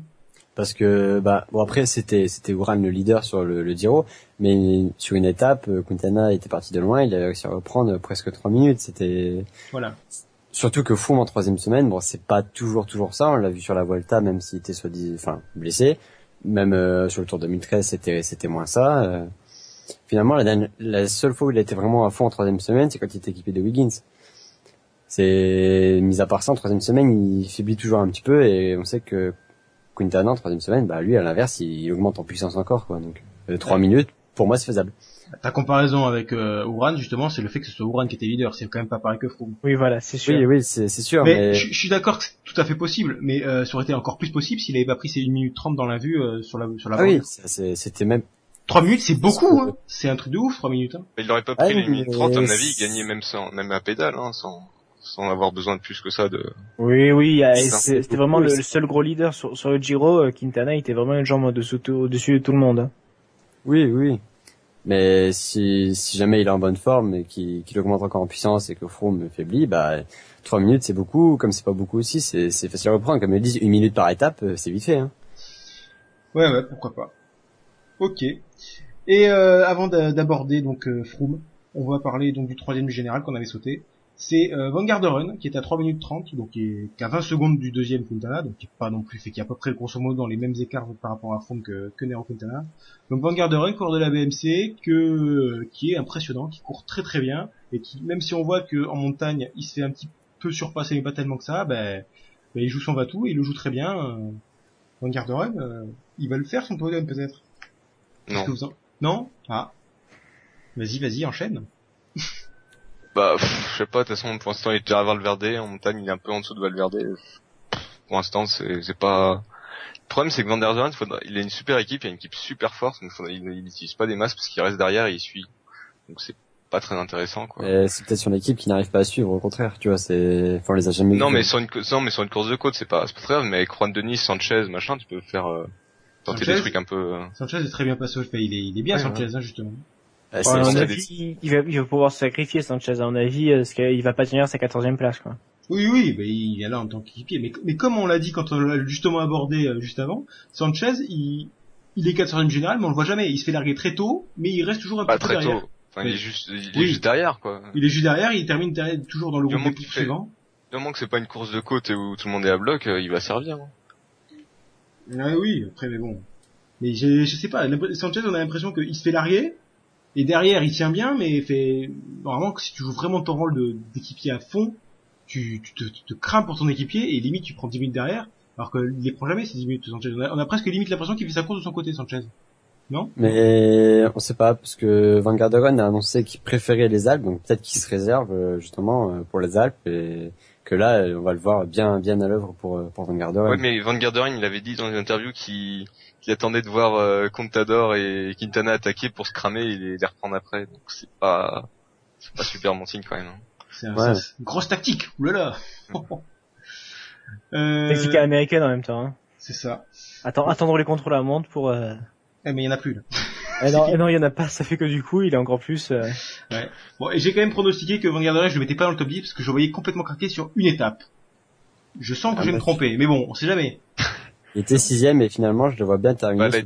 Les dernières, il avait craqué après la journée de repos au porte-balèze, donc ça se trouve dans Halo s'il va exploser. Hein. Ah, on verra. Réponse très bientôt. Quelque chose à rajouter sur le leader de la BMC? Non. D'accord. Bon, du coup, on peut passer au dernier coureur, à savoir Froome, qu'on a abordé forcément quand on a parlé de la Pierre Saint-Martin. Mais juste, qu'est-ce qui peut empêcher Froome de remporter le Tour, si on accepte bien sûr de revenir sur ce qu'on a dit juste avant, mais c'est-à-dire pourquoi pas une alliance entre ses adversaires, les Mobistars qui font un bon travail et qui arrivent à l'isoler, mais à part ça, est-ce que Froome est intouchable? Mis à part les arguments cités, sachant qu'on les a tous cités, il n'en reste plus rien, quoi. Son plus grand ennemi, c'est lui-même. Voilà, ce poncif, quoi. Ah, mais c'est horrible. Gérard Rolls sort de ce corps. Bon. Non, mais le pire, c'est qu'il a raison. Si Froome n'a pas de défaillance, c'est tout gagné pour lui. Ouais, enfin, ça dépend. S'il se retrouve tout seul et que, comme en 2013 à Bagnères-du-Champ et Bagnères de Bigorre et que cette fois ils sont pas aussi débiles à vouloir rouler et pas l'attaquer, c'est quand même pas la même, quoi. Faut voir. Parce qu'au Dauphiné, par exemple, c'était dans une descente, il y a Nibali et Valverde qui se barrent parce qu'ils arrivent pas à tenir la roue. Et après, ils prennent derrière. Hein. On est d'accord que Froome, on a l'impression que pour perdre le Tour, il faut qu'il le perde tactiquement plus que sur le vélo, parce que sur le vélo, il c'est plus fort. C'est plus. À mon avis, Quintana il sera plus fort en montagne une troisième semaine quand même. Oui, après avoir la récupération, mais pour l'instant, on n'a pas vu de faiblesse de sa part. Hein. Ouais, pour l'instant, surtout plus que la récupération, surtout que le pic de forme de Quintana sera surtout en troisième semaine, quoi. Oui, disons que oui. Ça, on n'est pas son préparateur physique, on peut pas le savoir, mais bon, il nous a habitués effectivement à des très bonnes dernières semaines de Tour. On change pas une équipe qui gagne. Oui, pourquoi pas. Bon, après, Froome, même si il est pas non plus mauvais en troisième semaine. Hein. Je me rappelle de la dernière Vuelta où justement c'est cette dernière semaine où il est monté en puissance et où il a réussi à décrocher une bonne place. Bon, même s'il était pas parmi les deuxième. Oui, deuxième en étant blessé, c'est quand même pas mal du tout. Hein. C'est ça. C'est la seule Vuelta où en troisième semaine il faiblissait pas.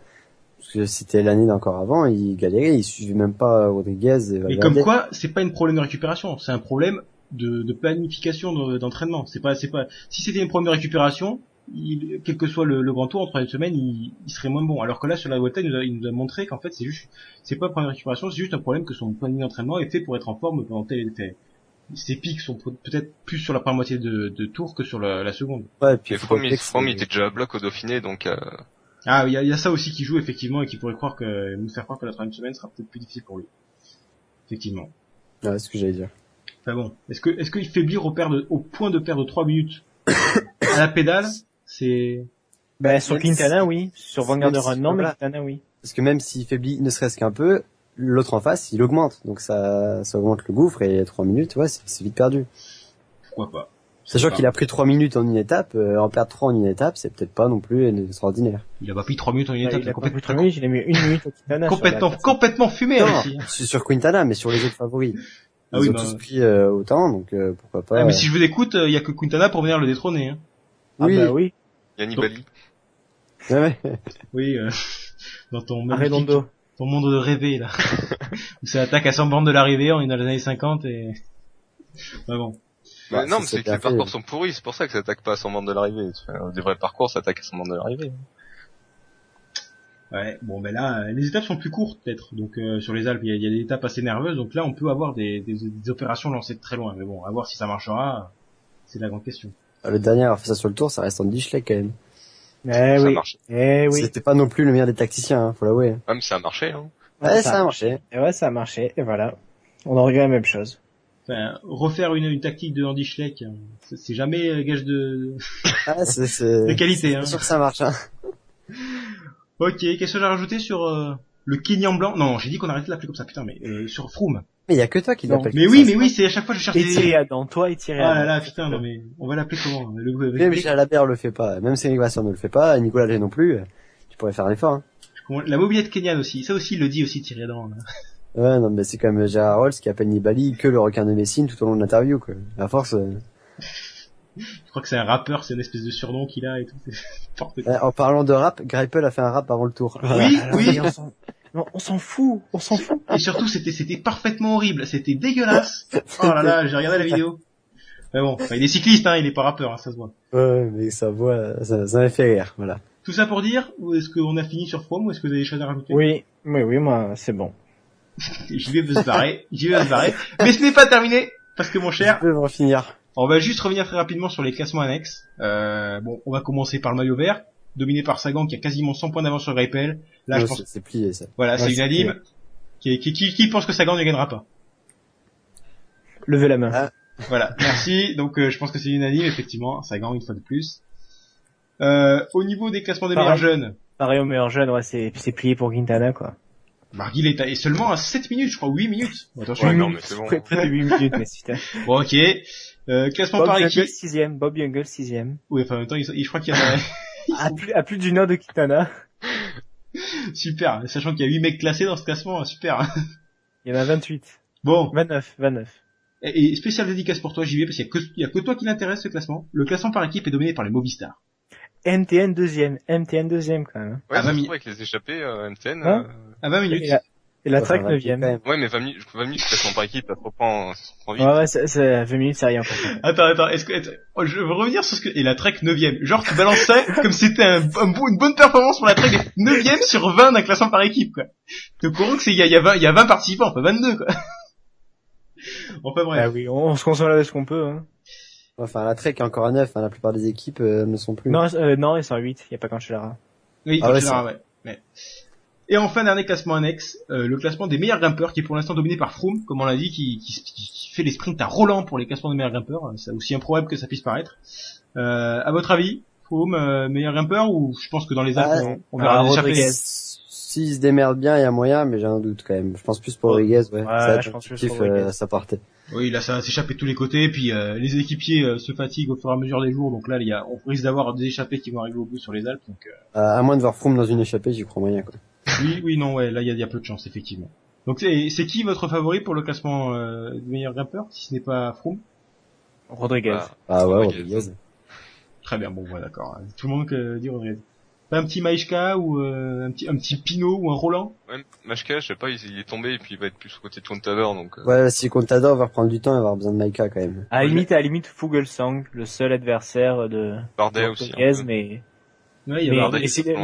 mais les deux, ils sont en dessous de Rodriguez en montagne, quoi. Quand il part vraiment... Ouais, et Ouais, puis enfin, l'avantage J'ai qu'a parté Rodriguez, c'est Rodriguez, quoi.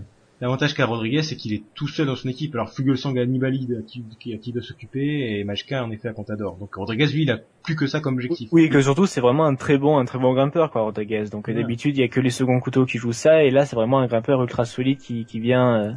Que le second couteau, Samuel Sanchez, a gagné ce classement.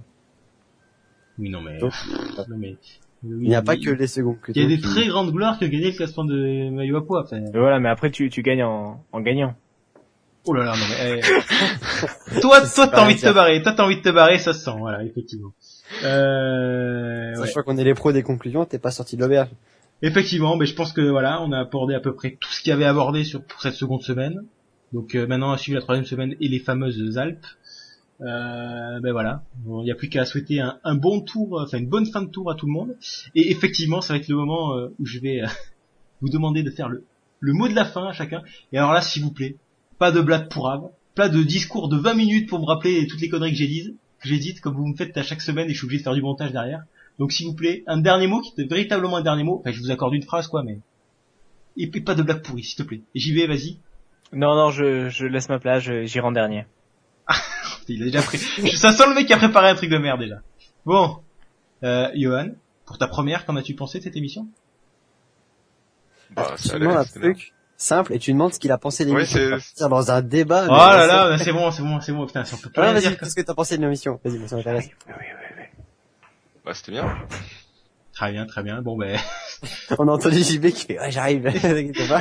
voilà, le mec doit vraiment se barrer, bon ouais. Alors, le dernier mot, Johan, une phrase à dire, quelque chose à dire au public?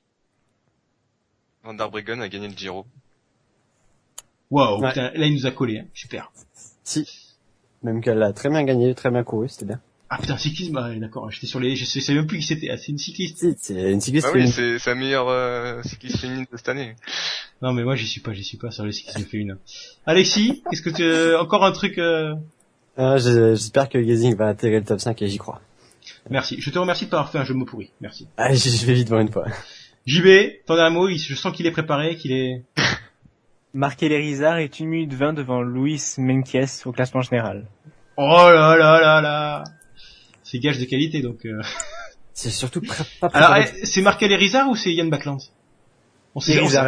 on sait pas, parce que les deux Confond. sont deux entités communes, hein, depuis un certain grand tour. À un moment donné, ils sont plus dans la même équipe, tu vois. Donc bon. Ouais, mais bon. Bon, ben voilà, effectivement, c'était un bon dernier mot. Bon, ça a pas duré 3 ans, vous avez pas fait une blague de merde, merci. Et promis, je prépare une blague de merde pour la prochaine fois. Mais voilà, effectivement, bonne fin de tour et on se retrouve donc pour l'arrivée à Paris, où on fera à nouveau un podcast pour débriefing total du Tour de France. Et on pourra mettre en évidence toutes les conneries qu'on a dit sur ces longues heures de podcast. Ben voilà, c'est le temps de se dire au revoir. Au revoir à tout le monde. À plus. Au revoir. Au revoir.